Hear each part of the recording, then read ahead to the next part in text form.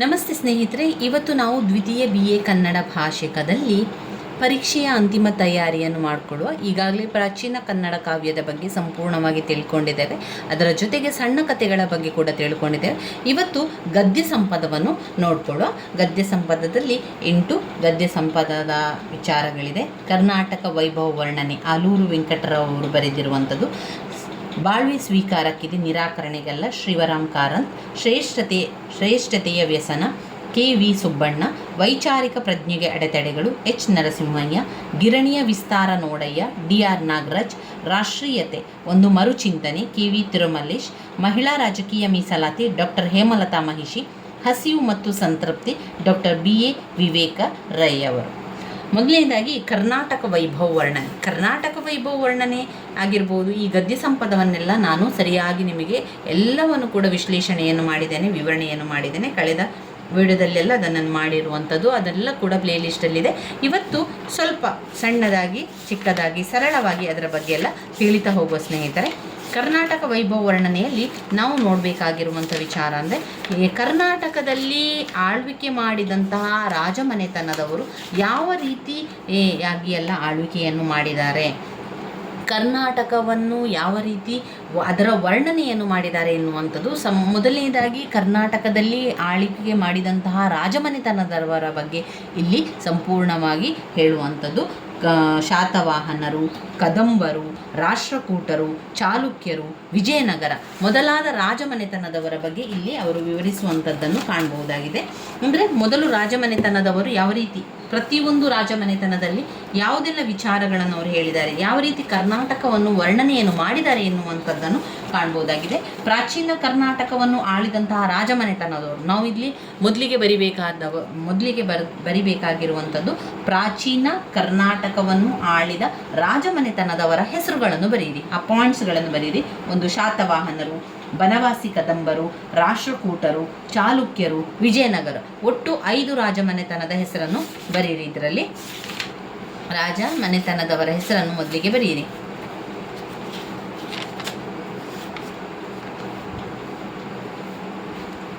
ಶಾತವಾಹನರು, ಬನವಾಸಿ ಕದಂಬರು, ರಾಷ್ಟ್ರಕೂಟರು, ಚಾಲುಕ್ಯರು, ವಿಜಯನಗರ, ಈ 5 ರಾಜಮನೆತನದವರ ಬಗ್ಗೆ ಬರೆಯಿರಿ. ರಾಜಮನೆತನದವರ ಬಗ್ಗೆ ಬರೆದು ಆ ರಾಜಮನೆತನದವರು ಯಾವ ರೀತಿ ಕರ್ನಾಟಕ ವೈಭವ ವರ್ಣನೆಯನ್ನು ಮಾಡಿದ್ದಾರೆ ಎನ್ನುವಂಥದ್ದನ್ನು ಬರೆಯುವಂಥದ್ದು. ಪ್ರಮುಖ ರಾಜಮನೆತನಗಳ ಪ್ರಸಿದ್ಧ ಅರಸರ ಆಳ್ವಿಕೆಯನ್ನು ಇಲ್ಲಿ ವರ್ಣನೆಯನ್ನು ಮಾಡಿರುವಂಥದ್ದು.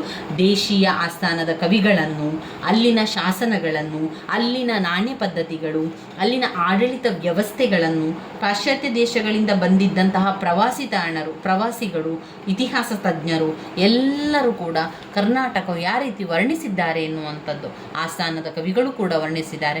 ನಾಣ್ಯಗಳಲ್ಲಿ ಸಂಪೂರ್ಣವಾಗಿ ರಾಜಮನೆತನದ ಬಗ್ಗೆ ನಮಗೆ ತಿಳಿದುಕೊಳ್ಳುವಂಥದ್ದು ಶಾಸನ ಆಧಾರಗಳು, ಶಾಸ್ತ್ರಾಧಾರಗಳು, ಪುರಾತತ್ವ ಆಧಾರಗಳು, ಇದೆಲ್ಲ ಕೂಡ ನಮಗೆ ರಾಜಮನೆತನದಲ್ಲಿ ಗೊತ್ತಾಗುವಂತಹ ವಿಚಾರಗಳಾಗಿದೆ.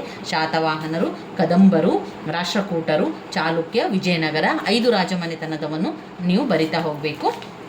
ಇಲ್ಲಿ ರಾಜಮನೆತನದವರನ್ನು ವಿವರಿಸ್ತಾ ನೀವು ಸಂಪೂರ್ಣವಾಗಿ ದಕ್ಷಿಣ ಭಾರತದ ಸಾಮ್ರಾಜ್ಯದ ಏಕೈಕ ಸಾಮ್ರಾಟ ಸುಮಾರು ಅರ್ಧ ಶತಮಾನ ಕಾಲ ಆಳಿದನು, ಈ ರೀತಿಯಾಗಿ ಆ ರಾಜಮನೆತನದವರನ್ನು ವಿವರಿಸ್ತಾ ಬರೆಯಿರಿ.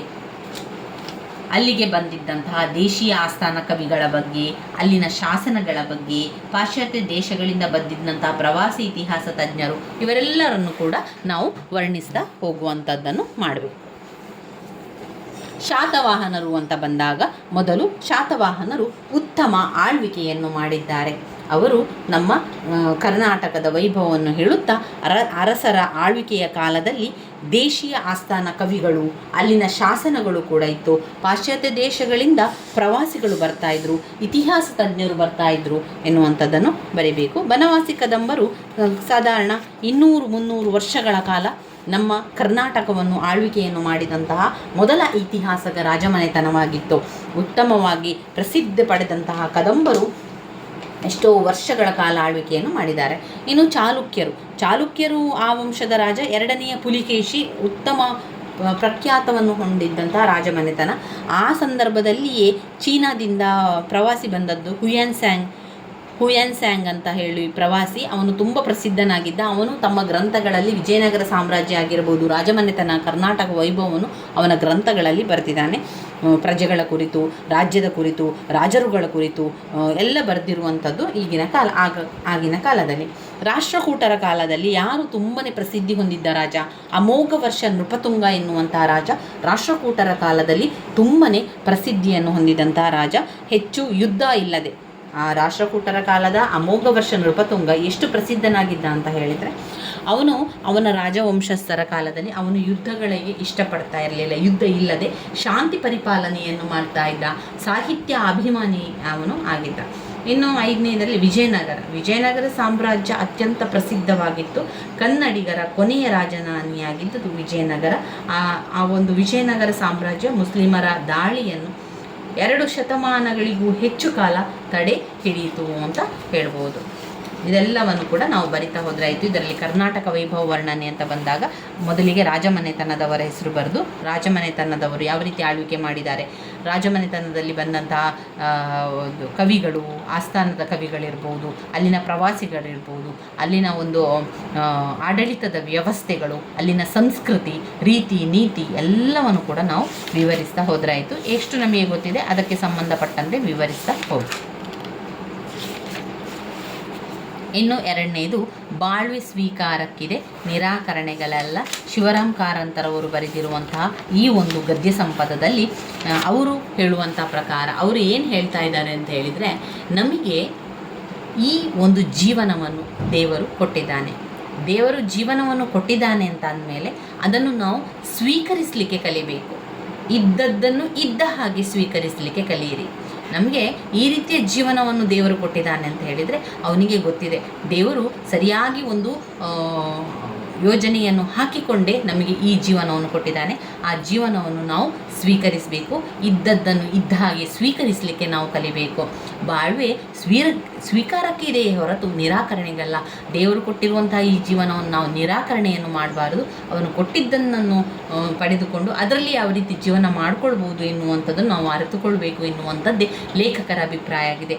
ದೇವರು ಕೊಟ್ಟಿರುವಂತಹ ಈ ಜೀವನವನ್ನು ಯಾರೂ ತಿರಸ್ಕರಿಸಬೇಡಿ. ಈ ಒಂದು ಜೀವನದಲ್ಲಿ ಬೇರೆ ಬೇರೆ ಸುಖ ಇರ್ಬೋದು, ದುಃಖ, ಕಷ್ಟ, ನೋವು, ಬಡತನ, ಸಿರಿತನ ಎಲ್ಲವೂ ಕೂಡ ಅದರಲ್ಲಿ ಮಿಶ್ರಿತ ಆಗಿರ್ತದೆ. ಅದರಿಂದ ಜೀವನವನ್ನು ಪ್ರತಿಯೊಬ್ಬರು ಸ್ವೀಕರಿಸಲಿಕ್ಕೆ ಕಲಿಬೇಕೇ ವಿನಃ ಅದನ್ನು ತಿರಸ್ಕಾರ ಮಾಡಬಾರ್ದು. ಅದರಲ್ಲಿ ಇನ್ನಷ್ಟು ಪಾಯಿಂಟ್ಸ್ಗಳನ್ನು ಕೊಟ್ಟಿದ್ದಾರೆ ಶಿವರಾಮ್ ಕಾರಂತರವರ ಬಾಳ್ವೆ ಸ್ವೀಕಾರಕ್ಕಿದೆ ನಿರಾಕರಣೆಗಳಲ್ಲಿರುವಂಥ ಪಾಯಿಂಟ್. ಬದುಕಿನ ಮಿತಿಯಿಂದ ನಮಗೆ ಜೀವನವನ್ನು ಕೊಟ್ಟಿದ್ದಾನೆ ಅಂದರೆ ಆ ಒಂದು ಬದುಕಿನ ಮಿತಿಯಿಂದಲೇ ಕೆಲವೊಂದು ಮಿತಿಗಳನ್ನು ಕೊಟ್ಟಿದ್ದಾನೆ. ಪ್ರತಿಯೊಂದು ಜೀವನದಲ್ಲಿ ಪ್ರತಿಯೊಬ್ಬರ ಜೀವನಕ್ಕೂ ಕೂಡ ಕೆಲವೊಂದು ಮಿತಿಗಳನ್ನು ಅವರೇ ಕೊಟ್ಟಿರುವ ಕಾರಣ ಆ ಜೀವನದ ಸಮಾನ ಪರಿಚಯವನ್ನು ಮಾಡಿಕೊಳ್ಳದವನು ಸಮನಾದ ದೇವನನ್ನು ಪಡೆಯಲಾರ ಎಂದ ಅವರು ಹೇಳ್ತಾರೆ. ಬದುಕಿನ ಮಿತಿಯಿಂದ ಆ ಪಾಯಿಂಟ್ಸ್ಗಳನ್ನಷ್ಟು ಹೇಳ್ತಾ ಹೋಗ್ತಾನೆ. ಆ ಪಾಯಿಂಟ್ಸ್ಗಳನ್ನು ನೀವೇ ವಿವರಿಸ್ತಾ ಹೋದರೆ ಆಯಿತು. ಬದುಕಿನ ಮಿತಿಯಿಂದ ಬದುಕು ವಿಕಸಿಸಲು 2 ಬದುಕು ವಿಕಸಿಸಲು 2 ಪಾಯಿಂಟ್. 2ನೇ ಪಾಯಿಂಟ್ ಬದುಕು ವಿಕಸಿಸಲು. 3 ಪರಾನುಭವ ಸ್ವ ಅನುಭವ. ನಮ್ಮ ಒಂದು ಅನುಭವದಿಂದಲೇ ನಾವು ಬೇರೆ ಬೇರೆ ವಿಚಾರವನ್ನು ತಿಳ್ಕೊಳ್ತೇವೆ, ಸ್ವ ಅನುಭವದಿಂದ ತಿಳ್ಕೊಳ್ತೇವೆ. ಹಾಗೆ ಬೇರೆಯವರ ಅನುಭವದಿಂದ, ಈಗ ನಮ್ಮ ಗೆಳತಿಯರು ಹೇಳಿರ್ತಾರೆ ಈ ರೀತಿಯಾಗಿ ಆದರೆ ನನಗೆ ಈ ರೀತಿ ಆಯಿತು ಜೀವನ ಎನ್ನುವಂಥದ್ದು. ಅವರ ಅನುಭವದಿಂದ ನಾವು ಪಾಠವನ್ನು ಕಲಿಯುವಂಥದ್ದು, ಕೆಲವೊಂದು ನಮ್ಮ ಅನುಭವದಿಂದಲೇ ಪಾಠಗಳನ್ನು ನಾವು ಕಲಿತೇವೆ. ಇದೆಲ್ಲ ಈ ರೀತಿಯಾಗಿ ನಾವು ವಿವರಿಸ್ತಾ ಹೋದರೆ ಆಯಿತು. 1 ಬದುಕಿನ ಮಿತಿಯಿಂದ, 2 ಬದುಕು ವಿಕಸಿಸಲು, 3 ಪರಾನುಭವ ಮತ್ತು ಸ್ವ ಅನುಭವ, 4 ವಿಶಾಲ ಜೀವನ, 4 ವಿಶಾಲವಾದ ಜೀವನ, 5 ಬೇಕಾದ ಸಂಸಾರ, ಅನಾನುಕೂಲತೆ, 7 ಅನಾನುಕೂಲತೆ, ಸಿಗದ್ದು ಹುಳಿಯೇ. ಅಂದರೆ ನಮಗೆ ಜೀವನದಲ್ಲಿ ಏನೋ ಸಿಗಲಿಲ್ಲ ಅಂತ ಅಂದ್ಕೊಳ್ಳೋ, ಆಗ ನಾವೇನು ಅಂದ್ಕೊಳ್ಬೇಕು? ಸಿಗಲಿಲ್ಲ ಅಂತಾದರೆ ಅದು ಹುಳಿ ಅಂತ ಅಂದ್ಕೊಳ್ಬೇಕಾ? ಅಥವಾ ನಾವು ಕೆಲವೊಂದು ವಿಚಾರವನ್ನು ನಮಗೆ ಸಿಗಲಿಲ್ಲ ಅಂತ ಅಂದ್ಕೊಂಡದ್ದು ಅದು ನಮಗೆ ಸಿಗುವಂಥದ್ದಲ್ಲ. ಸಿಗಬೇಕು ಅಂತ ದೇವರು ನಮಗೆ ಬಯಸಿದರೆ ಅದು ಖಂಡಿತ ಸಿಕ್ಕೇ ಸಿಗ್ತದೆ. ಅದನ್ನು ಯಾರಿಂದಲೂ ತಡೀಲಿಕ್ಕೆ ಸಾಧ್ಯ ಇಲ್ಲ. ಯಾವುದು ನಮಗೆ ಸಿಗಲಿಲ್ವೋ ಅದು ನಮ್ಮದಲ್ಲ ಅಂತ ನಾವು ಅಂದ್ಕೊಳ್ಬೇಕು. ಅದು ಯಾವುದೇ ವಿಚಾರ ಆಗಿರ್ಬೋದು. ಕಲಿಯುವಿಕೆಯಿಂದ ಹಿಡಿದು ನಮ್ಮ ಜೀವನದ ಎಲ್ಲ ವಿಷಯಗಳಲ್ಲೂ ಕೂಡ ಒಂದು ಹಣ್ಣನ್ನು ನಾವು ತಿಂತಾ ಇದ್ದೇವೆ ಅಂತಾದರೆ ಅದು ನಮ್ಮ ಹಣೆಯಲ್ಲಿತ್ತು. ದೇವರು ಹೇಳಿದ್ದ ಇವತ್ತು ನೀನು ಈ ಹಣ್ಣನ್ನು ತಿನ್ನು ಅಂತ, ಅಥವಾ ನಿನಗೆ ಇದು ಸಿಗ್ತದೆ ಅಂತ. ಈ ಹಣ್ಣು ನಮಗೆ ಸಿಕ್ಕಿದೆ ಅಂತಾದರೆ ಅದು ನಮಗೆ ದೇವರು ಕೊಟ್ಟಿದ್ದು, ನಮಗೆ ಸಿಕ್ಕಿದ್ದು ಅದು ನಮ್ಮದು. ಯಾವಾಗ ಅದು ನಮಗೆ ಸಿಗಲಿಲ್ವೋ ಅದು ನಮ್ಮದಲ್ಲ ಎನ್ನುವಂಥದ್ದು. ಸಿಗದ್ದು ಹುಳಿಯೇ. ಬದುಕಿನ ಪ್ರವಾಹ ಭ್ರಮೆಯೇ, ಸಲ್ಲುವುದರಿಂದ ಹುಟ್ಟು, ವೈಜ್ಞಾನಿಕ ದೃಷ್ಟಿ. ಈ ಪಾಯಿಂಟ್ಸ್ಗಳನ್ನು ಸರಿಯಾಗಿ ಕಲ್ತ್ಕೊಳ್ಳಿ, ಈ ಪಾಯಿಂಟ್ಸ್ಗಳನ್ನು ಬರೆದ್ರಾಯಿತು. ಇಂದಾಗಲೂ ನಾಳೆ, ಯಾವುದೋ ಒಂದು ವಿಚಾರ ಇವತ್ತಾಗಲಿಲ್ಲ ಅಂತಂದರೆ ಬಿಟ್ಟು ಬಿಡಿ, ನಾಳೆ ಆದರೂ ಆಗ್ತದೆ ಅಥವಾ ನಾಳೆ ಆಗ್ತದೆ ಎನ್ನುವಂಥ ನಂಬಿಕೆಯಲ್ಲಿ ನಾವು ಇರಬೇಕು. ಇಂದಾಗಲೂ ನಾಳೆ. ಸತ್ಯ, ಸಿಹಿ ಕಹಿಗಳ ಪಾಕ, ಅಲ್ಲಗಳೆಯುವಿಕೆ. ಇದೆಲ್ಲ ಪಾಯಿಂಟ್ಸ್ಗಳು ನಿಮಗೊಂದು 10 ಪಾಯಿಂಟ್ಸ್ ಆದರೂ ನೆನಪಲ್ಲಿದ್ದರೂ ಸಾಕು. ಅಲ್ಲಗಳೆಯುವಿಕೆ, ಚಿತ ಸತ್ಯ ಭ್ರಮೆ, ಕ್ಷಣಿಕವಾದರೂ ಸತ್ಯ, ಚೈತನ್ಯ ಅಚಿರತೆ, ಮಿತವಾದ ಹೊಣೆ ನಮ್ಮದು, ತೀರಾ ನಂಟು ಬೇಕಿಲ್ಲ, ಅತಿಲೌಕಕರಿಗೆ, ಜಲಕಣ ಪ್ರವಾಹ, ತನಗಾಗಿಯೇ ಅಲ್ಲ, ಜಗದೊಡನೆ ಬೆರೆಯಬೇಕು, ಪ್ರೀತಿ ಭೀತಿ. ಇವಿಷ್ಟು ಪಾಯಿಂಟ್ಸ್ಗಳು, 25-26 ಪಾಯಿಂಟ್ಸ್ಗಳಿದೆ. ಆ ಎಲ್ಲ ಪಾಯಿಂಟ್ಸ್ಗಳಲ್ಲಿ ಒಂದು 10 ಪಾಯಿಂಟ್ಸ್ ಆದರೂ ನಮಗೆ ಗೊತ್ತಿದ್ದರೆ 10 ಅಂಕಕ್ಕೆ ಬರೀಲಿಕ್ಕೆ ಏನೂ ಕೂಡ ತೊಂದರೆ ಇಲ್ಲ. ಎಲ್ಲ ಪುಟದಲ್ಲಿ ಬರಿತಾ ನಾವು ಹೋಗ್ಬೋದು. 3-4 ಪುಟದಷ್ಟು ಬರೀಲಿಕ್ಕೆ ಸಾಧ್ಯ ಆಗ್ತದೆ. ಇದು ಬಾಳ್ವೆ ಸ್ವೀಕಾರಕ್ಕಿದೆ, ನಿರಾಕರಣೆಗೆಲ್ಲ ಇರುವಂತಹ ಪಾಯಿಂಟ್ಸ್ಗಳು. ಮತ್ತೊಮ್ಮೆ ಪಾಯಿಂಟ್ಸ್ಗಳನ್ನು ಹೇಳ್ತಾ ಹೋಗ್ತೇನೆ. ಬದುಕಿನ ಮಿತಿಯಿಂದ ಬದುಕು ವಿಕಸಿಸಲು, ಪರಾನುಭವ ಸ್ವ ಅನುಭವ, ವಿಶಾಲ ಜೀವನ, ಬೇಕಾದ ಸಂಸಾರ, ಅನಾನುಕೂಲತೆ, ಸಿಗದ್ದು ಹುಳಿಯೇ, ಬದುಕಿನ ಪ್ರವಾಹ ಭ್ರಮೆಯೇ, ಸಲ್ಲುವುದರಿಂದ ಹುಟ್ಟು, ವೈಜ್ಞಾನಿಕ ದೃಷ್ಟಿ, ಇಂದಾಗಲೂ ನಾಳೆ, ಸತ್ಯ, ಸಿಹಿ ಕಹಿಗಳ ಪಾಕ, ಅಲ್ಲಗಳೆಯುವಿಕೆ, ಚಿತ ಸತ್ಯ ಭ್ರಮೆ, ಕ್ಷಣಿಕವಾದರೂ ಸತ್ಯ, ಚೈತನ್ಯ ಅಚಿರತೆ, ಮಿತವಾದ ಹೊಣೆ ನಮ್ಮದು, ತೀರಾ ನಂಟು ಬೇಕಿಲ್ಲ, ಅತಿಲೌಕಕರಿಗೆ, ಜಲಕಣ ಪ್ರವಾಹ, ತನಗಾಗಿಯೇ ಅಲ್ಲ, ಜಗದೊಡನೆ ಬೆರೆಯಬೇಕು, ಪ್ರೀತಿ ಭೀತಿ. ಈ ಪಾಯಿಂಟ್ಸ್ಗಳನ್ನಷ್ಟೇ ಹೇಳ್ತಾ ಹೋಗ್ತೇನೆ. ನಮಗೆ ಸಮಯದ ಅಭಾವವಿರುವುದರಿಂದ ಎಲ್ಲವನ್ನು ಕೂಡ ವಿವರಿಸಲಿಕ್ಕೆ ಸಮಯ ಸಾಕಾಗುವುದಿಲ್ಲ. ಆದ್ದರಿಂದ ಇವಿಷ್ಟು ಪಾಯಿಂಟ್ಸ್ಗಳನ್ನು ಹೇಳ್ತಾ ಇರುವಂಥದ್ದು. ನಾವು ಪರೀಕ್ಷೆಯ ಅಂತಿಮ ತಯಾರಿಯನ್ನು ಮಾಡ್ತಾ ಇರೋದರಿಂದ ಪಾಯಿಂಟ್ಸ್ಗಳನ್ನಷ್ಟೇ ನೋಡ್ತಾ ಹೋಗುವ. ಇಲ್ಲದಿದ್ದರೆ ನಮಗೆ ಎಲ್ಲವನ್ನು ಕೂಡ ಕವರ್ ಮಾಡಲಿಕ್ಕೆ ಸಾಧ್ಯ ಆಗೋದಿಲ್ಲ. ಇದರ ಸಂಪೂರ್ಣ ವಿವರಣೆಯನ್ನು ಈಗಾಗಲೇ ನಾನು ಕೊಟ್ಟಿದ್ದೇನೆ, ಅದು ಪ್ಲೇ ಲಿಸ್ಟಲ್ಲಿದೆ. ಇದರಲ್ಲಿ ಇರುವಂತಹವನ್ನು ಕೆಲವೊಂದನ್ನು ಓದ್ತಾ ಹೋಗುವ. ಕೆಲವು ಮುಖ್ಯವಾಗಿರುವಂತಹ ಭಾಗಗಳನ್ನಷ್ಟೇ ನಾವು ನೋಡ್ತಾ ಹೋಗುವ. ಆಗ ನಮಗೆ ಪರೀಕ್ಷೆಗೆ ಎಲ್ಲವನ್ನು ಕೂಡ ಅಭ್ಯಾಸ ಮಾಡಲಿಕ್ಕೂ ಕೂಡ ಸಾಧ್ಯ ಆಗ್ತದೆ. ಗದ್ಯ ಸಂಪದದಿಂದ ನಮಗೆ 5 ಅಂಕದ ಒಂದು ಪ್ರಶ್ನೆ ಬರೀಲಿಕ್ಕೆ ಇರುವಂಥದ್ದು, 10 ಅಂಕದ ಒಂದು ಪ್ರಶ್ನೆ ಬರೀಲಿಕ್ಕೆ ಇರುವಂಥದ್ದು.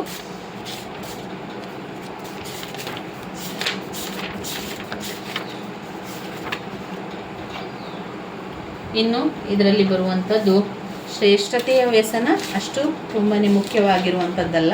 ಇನ್ನು ನಾವು ನೋಡಬೇಕಾಗಿರುವಂಥದ್ದು ವೈಚಾರಿಕ ಪ್ರಜ್ಞೆಗೆ ಅಡೆತಡೆಗಳು,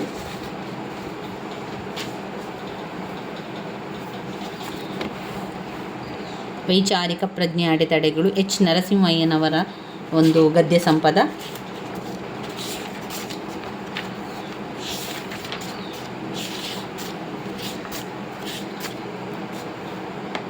ಶ್ರೇಷ್ಠತೆಯ ವ್ಯಸನದಲ್ಲಿ ನಾನು ಸ್ವಲ್ಪ ಸಾರಾಂಶವನ್ನು ನಿಮಗೆ ಓದಿ ಹೇಳ್ತೇನೆ. ಅವರು ಕೊಟ್ಟಿರುವಂಥ ಸಾರಾಂಶವನ್ನು ಒಮ್ಮೆ ಕೇಳಿಕೊಳ್ಳಿ ಸಾಕು, ಗೊತ್ತಿರಲಿ ಎನ್ನುವ ಕಾರಣದಿಂದ ಅಷ್ಟೇ. KV ಸುಬ್ಬಣ್ಣ ಅವರ ಶ್ರೇಷ್ಠತೆಯ ವ್ಯಸನ ಎಂಬುದು ನಿಮಗಿಟ್ಟಿರುವ ಒಂದು ಗದ್ಯ ಸಂಪದ. ಕನ್ನಡ ಸಾಹಿತ್ಯ ವಿಮರ್ಶೆಯ ಕ್ಷೇತ್ರದಲ್ಲಿ ತೀವ್ರ ಚರ್ಚೆಗೆ ಒಳಗಾಗಿದ್ದಂಥ ಒಂದು ಲೇಖನ ಶ್ರೇಷ್ಠತೆಯ ವ್ಯಸನ. ಪಾಶ್ಚಾತ್ಯ ಪೌರಾತ್ಯ ಸಾಹಿತ್ಯ ಸಂಸ್ಕೃತಿಯ ಪರಂಪರೆಯ ಹಿನ್ನೆಲೆಯಲ್ಲಿ ಅದರ ಗ್ರಹಿಕೆಯ ವೈಶಿಷ್ಟ್ಯತೆಯನ್ನು ಕುರಿತು ಸುದೀರ್ಘವಾಗಿ ಚಿಂತಿಸಿರುವ ಲೇಖನವಾಗಿದ್ದು, ಭಾರತದಾದ್ಯಂತ ಸಮಾನ ಸಂಸ್ಕೃತಿ, ಸಮಾನ ರಂಗಭೂಮಿ, ಸಮಾನ ಸಾಹಿತ್ಯ ಇರಬೇಕೆಂದು ಮುಖ್ಯ ಗ್ರಹಿಕೆಯಾಗಬೇಕೇ ಹೊರತು ಶ್ರೇಷ್ಠ ಸಾಹಿತ್ಯ ರಚನೆಯಾಗಬೇಕು. ಶ್ರೇಷ್ಠ ವಿಮರ್ಶಕರ ತಂಡ ಅದನ್ನು ಶ್ರೇಷ್ಠವೆಂದು ಶಿಫಾರಸು ಮಾಡಬೇಕು. ಅವುಗಳಿಗೆ ನೋಬೆಲ್ನಂತಹ ಶ್ರೇಷ್ಠ ಪ್ರಶಸ್ತಿ ನೀಡಬೇಕೆಂದು ಹಪಿಸುವುದು ಬೊಗಳೆಯಾಗಿ ತೋರುತ್ತದೆಂದು ಸುಬ್ಬಣ್ಣನವರು ಚಿಂತಿಸುತ್ತಾರೆ. ಒಬ್ಬ 100ಕ್ಕೆ 100 ಸಾಮಾನ್ಯ ಅಕ್ಷರಸ್ಥರಾಗುವುದು ನಮಗೆ ಮುಖ್ಯ ಎಂದು ಶ್ರೇಷ್ಠತೆಯ ಆಶಯವನ್ನು ಬದುಕಿನೊಂದಿಗೆ ಸಂಬಂಧವಿಟ್ಟುಕೊಂಡು ಗ್ರಹಿಸುತ್ತಾರೆ. ಅಲ್ಲದೆ ಯಾವುದೇ ಶ್ರೇಷ್ಠತೆ ಅಸಾಮಾನ್ಯದಿಂದ ಸಾಮಾನ್ಯದ ಕಡೆಗೆ ಚಲಿಸಬೇಕಾದುದು ಅವಶ್ಯಕವೆಂದು ಅಭಿಪ್ರಾಯಪಡುತ್ತಾರೆ. ಹೀಗೆ ಜಾಗತಿಕ ಸಾಂಸ್ಕೃತಿಕ ಪರಂಪರೆಯ ಹಿನ್ನೆಲೆಯಲ್ಲಿ ಶ್ರೇಷ್ಠತೆಯನ್ನು ಪ್ರತ್ಯೇಕತೆ, ಭಿನ್ನತೆ, ಕೇಂದ್ರೀಕರಣ, ಮಿಶ್ರ ಸಂಕರಳ ತಿರಸ್ಕಾರ, ಸಿದ್ಧ ಮಾದರಿ, ಹೋಲಿಕೆ ತುಲನೆ, ತಾರತಮ್ಯ ನಿಶ್ಚಿತಿ, ಸ್ಪರ್ಧೆ ಮೊದಲಾದ ಪರಿಕಲ್ಪನೆಯ ಮನೋಧರ್ಮದಿಂದ ನೋಡಿರುವ ಲೇಖನವು ವಿಶಿಷ್ಟವಾಗಿ ಪುನರ್ ವ್ಯಾಖ್ಯಾನಿಸಲಾಗಿದೆ. ಒಟ್ಟಿನಲ್ಲಿ ವಿದ್ಯಾರ್ಥಿಗಳಿಗೆ ಪ್ರಕೃತ ಘಟಕದ ಅಧ್ಯಯನದ ಹಿನ್ನೆಲೆಯಲ್ಲಿ ತಳಸ್ಪರ್ಶಿಯ ಜ್ಞಾನವನ್ನು ಪಡೆದುಕೊಳ್ಳುವಂತೆ ಭಾಸವಾಗ್ತದೆ. ಒಟ್ಟಿನಲ್ಲಿ ಅವರು ಶ್ರೇಷ್ಠತೆಯ ವ್ಯಸನದ ಬಗ್ಗೆ ಈ ರೀತಿಯಾಗಿ ಹೇಳಿರುವಂಥದ್ದು. ವೈಚಾರಿಕ ಪ್ರಜ್ಞೆಗೆ ಅಡೆತಡೆಗಳು. ಎಚ್ ನರಸಿಂಹಯ್ಯನವರ ವೈಚಾರಿಕ ಪ್ರಜ್ಞೆಯ ಅಡೆತಡೆಗಳಲ್ಲಿ ಅವರು ಅನೇಕ ವಿಚಾರಗಳ ಬಗ್ಗೆ ಅಲ್ಲಿ ವಿವರಿಸ್ತಾ ಹೋಗ್ತಾರೆ. ಡಾರ್ವಿನ್ನ ವಿಕಾಸವಾದದಂತೆ ಮನುಷ್ಯನ ಮೂಲ ಅಮೀಬಾ, ಅಂದರೆ ನಾವು ಒಂದು ಹುಟ್ಟಿರುವಂಥದ್ದು ಆರಂಭದಲ್ಲಿ ನಾವು ಹೇಗೆ ಆಗಿದ್ದೇವೆ, ಮನುಷ್ಯ ಆಗಿರುವಂಥದ್ದು ಒಂದು ಜೀವಕಣದ ಮುಖಾಂತರ. ಲಕ್ಷಾಂತರ ವರ್ಷಗಳಲ್ಲಿ ಈ ಜೀವಕಣ ಬೆಳೆದು ಬೆಳೆದು ಬೆಳೆದು ಪ್ರಾಣಿ ವರ್ಗಗಳನ್ನು ಹಾದು ಬುದ್ಧಿಯ ಜೀವಿಯಾದಂಥ ಮನುಷ್ಯ ಆದ ಎನ್ನುವಂಥ ಒಂದು ಅದ್ಭುತವಾದ ರೋಮಾಂಚನಕಾರಿಯಾದಂಥ ಒಂದು ಬೆಳವಣಿಗೆಯ ಕಥೆ ಇದು. ಪ್ರಾಣಿಗಳಿಗೂ ಮನುಷ್ಯನಿಗೆ ಇರುವಂಥ ವ್ಯತ್ಯಾಸ ವಿವೇಚನೆ, ವಾಕ್ಶಕ್ತಿ, ಉಳಿದ ಎಷ್ಟೋ ವಿಷಯಗಳಲ್ಲಿ ಮನುಷ್ಯ ಪ್ರಾಣಿಗಿಂತ ಕೀಳು. ಅನೇಕ ಪ್ರಾಣಿಗಳು ಮನುಷ್ಯರಿಗಿಂತ ಬಲಿಷ್ಠ. ಆನೆಗೂ ಮನುಷ್ಯನಿಗೂ ಅಜಗಾಂತರ. ಕೃತಜ್ಞತೆ, ಜಿಂಕೆ ಕುದುರೆಗಳ ವೇಗವೆಲ್ಲಿಂದ ಬಂದಿತು ಮನುಷ್ಯನಿಗೆ? ಕೃತಜ್ಞತೆ ನಾಯಿಗೆ ಸಹಜ. ಕೃತಜ್ಞತೆಯ ಮೇಲೆ ಪುಂಗಾಪುಂಗವಾಗಿ ಭಾಷಣ ಮಾಡುವವರು ಕೂಡ ಈ ವಿಷಯದಲ್ಲಿ ನಾಯಿಗೆ ಸಮನಾಗುತ್ತಾನೆ ಎಂದು ಹೇಳುವುದಕ್ಕೆ ಆಗುವುದಿಲ್ಲ. ಕತ್ತೆಗಿರುವ ತಾಳ್ಮೆ ಮನುಷ್ಯನಿಗಿಲ್ಲ. ಹೀಗೆ ಮನುಷ್ಯ ಎಷ್ಟೋ ವಿಷಯಗಳಲ್ಲಿ ಆ ಒಂದು ಜಂತುಗಿಂತಲೂ ಕಡೆ ಅಂತ ಆದಾಗ್ಯೂ ತನ್ನ ವಿಚಾರ ಶಕ್ತಿಯಿಂದ ಸರ್ವಶ್ರೇಷ್ಠ ಪ್ರಾಣಿಯಾಗಿದ್ದಾನೆ. ಇಲ್ಲಿ ಲೇಖಕರು ಹೇಳುವಂಥದ್ದೇನು ಅಂತ ಹೇಳಿದರೆ, ಅವರ ವೈಚಾರಿಕ ಪ್ರಜ್ಞೆಗೆ ಅಡೆತಡೆಗಳು. ಎಚ್ ನರಸಿಂಹಯ್ಯನವರು ಹೇಳ್ತಾರೆ, ಮನುಷ್ಯ ಜೀವಕಣದಿಂದ ಹುಟ್ಟಿ ಬೆಳೆದು ಬೆಳೆದು ಬೆಳೆದು ಬದಲಾವಣೆ ಆಗಿ ಪ್ರಾಣಿಯಾದ. ಅದಾದ ಮೇಲೆ ಬುದ್ಧಿಶಕ್ತಿ, ಮಾತುಶಕ್ತಿ ಎಲ್ಲ ಬಂದು ಅವನು ಮನುಷ್ಯನಾಗ್ತಾನೆ. ಆದರೆ ಪ್ರಾಣಿಗೆ ಮತ್ತು ಮನುಷ್ಯನಿಗೆ ಅವರು ಹೋಲಿಸಿದಾಗ ಎಷ್ಟೋ ವಿಷಯಗಳಲ್ಲಿ ಪ್ರಾಣಿಗಳೇ ಮೇಲುಗೈ ಸಾಧಿಸ್ತದೆ. ಪ್ರಾಣಿಗಳೇ ಮನುಷ್ಯನಿಗಿಂತ ಎಷ್ಟೋ ವಾಸಿ ಎನ್ನುವಂಥದ್ದು. ಮನುಷ್ಯನು ಕೆಲವೊಮ್ಮೆ ಏನು ಮಾಡ್ತಾನೆ ಅಂದರೆ ತೀರಾ ಕೆಳಮಟ್ಟಕ್ಕೆ ಯೋಚನೆ ಮಾಡುವಂಥದ್ದು, ಪ್ರಾಣಿಗಳಿಂದ ಕಡೆಯಾಗಿ ವರ್ತಿಸುವಂಥದ್ದನ್ನು ಕೂಡ ಅನೇಕ ಸಂದರ್ಭಗಳಲ್ಲಿ ಕಾಣ್ತವೆ. ಆದರೂ ಕೂಡ ಮನುಷ್ಯ ಜೀವಿ ಎನ್ನುವಂಥವನು ಶ್ರೇಷ್ಠ ಪ್ರಾಣಿಯಾಗಿದ್ದಾನೆ ಎಂದು ಹೇಳುವ ಮೂಲಕ ಇಲ್ಲಿ ಲೇಖಕರು ಅದನ್ನು ಬೇರೆ ಬೇರೆ ವಿಚಾರಗಳಿಗೆ ಅವನು ಹೇಳ್ತಾ ಹೋಗ್ತಾನೆ. ಇದರಲ್ಲಿ ಪಾಯಿಂಟ್ಸ್ಗಳಿದೆ, ಆ ಪಾಯಿಂಟ್ಸ್ಗಳನ್ನು ನೋಡ್ತಾ ಆ ಪಾಯಿಂಟ್ಸ್ಗಳನ್ನು ಕಲಿಯಿರಿ. ಆ ಪಾಯಿಂಟ್ಸ್ಗಳಿಗೆ ವಿವರಿಸ್ತಾ ಹೋದ್ರಾಯಿತು. ಸಾಧಾರಣವಾಗಿ ಅದರಲ್ಲಿ 18-20 ಪಾಯಿಂಟ್ಸ್ಗಳನ್ನು ಕಾಣ್ಬೋದು. ಆ ಪಾಯಿಂಟ್ಸ್ಗಳನ್ನು ಸರಿಯಾಗಿ ಕಲಿತುಕೊಳ್ಳುವ ವೈಚಾರಿಕ ಪ್ರಜ್ಞೆಯ ಅಡೆತಡೆಗಳು.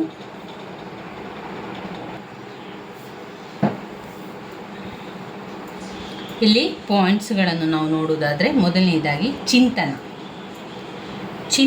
ಪಾಯಿಂಟ್ ನಂಬರ್ 1 ಚಿಂತನ ಅಂದರೆ ಕಪಿ ಮಾನವನಿಗೆ ಚಿಂತನಾ ಶಕ್ತಿ ತುಂಬ ಕಡಿಮೆ. ಮೊದಲಲ್ಲಿ ಅವನಿಗೂ ಉಳಿದ ಪ್ರಾಣಿಗಳಿಗೂ ಹೆಚ್ಚು ವ್ಯತ್ಯಾಸವಿರಲಿಲ್ಲ. ಪ್ರಕೃತಿಯ ಕ್ರಿಯೆಗಳನ್ನು ಅರ್ಥ ಮಾಡಿಕೊಳ್ಳುವ ಶಕ್ತಿ ಅವನಿಗಿರಲಿಲ್ಲ. ಒಂದು ವಿಧದಲ್ಲಿ ಅವನು ಸ್ಥಿತಪ್ರಜ್ಞ. ಹಸಿವಾದಾಗ ಬೇಟೆಯಾಡಿಕೊಂಡು ಗಡ್ಡೆ ಗೆಣಸು ತಿಂದುಕೊಂಡು ಕಾಡು ಮನುಷ್ಯನ ಹಾಗೆ ಬದುಕುತ್ತಿದ್ದನು. ಕಾಲಕ್ರಮೇಣ ಸ್ವಲ್ಪ ಕಣ್ಣು ಬಿಟ್ಟು ಸುತ್ತಮುತ್ತಲಿನ ಚಟುವಟಿಕೆಗಳನ್ನು ಮನಸ್ಸಿಟ್ಟು ನೋಡಲು ಪ್ರಯತ್ನಪಟ್ಟನು. ಇಷ್ಟಾದರೂ ಪ್ರಕೃತಿಯ ಎಲ್ಲ ಕ್ರಿಯೆಗೂ ಸಹಜವೇ. ಕೈಯಿಂದ ಕಳಚಿ ಬಿದ್ದ ಕಲ್ಲು ಕೆಳಗೆ ಬೀಳಲೇಬೇಕು. ಮೇಲಕ್ಕೆ ಬಿಸಾಡಿದ ಕಲ್ಲಿನ ಅವಸ್ಥೆಯೂ ಅಷ್ಟೇ. ಯಾಕೆ, ಹೇಗೆ ಎನ್ನುವ ಪದಗಳು ಇನ್ನೂ ಹುಟ್ಟಿರಲಿಲ್ಲ. ಹುಟ್ಟಿದ ಮೇಲೂ ಇಂತಹ ಸಹಜ ಕ್ರಿಯೆಗಳಿಗೆ ಅವುಗಳ ಬಳಕೆ ತೀರಾ ಹಾಸ್ಯಾಸ್ಪದವಾಗಿತ್ತು. ಈಗಲೂ ಸಾಂಪ್ರದಾಯವಾದಿಗಳಿಗೆ ಪ್ರಶ್ನೆ ಪ್ರತಿಪ್ರಶ್ನೆಗಳು ಅಷ್ಟಾಗಿ ಹಿಡಿಸುವುದಿಲ್ಲ. ಚಿಂತನ. ಎರಡನೇದು ಲಾಂಛನ. ಗುಡುಗು ಸಿಡಿಲಿನಿಂದ ಅನಾಗರಿಕ ಮಾನವ ದಿಗ್ಭ್ರಾಂತನಾಗಿರಬೇಕು. ಜಂಗವಲವೇ ಉಡುಗಿ ಹೋಗಿರಬೇಕು.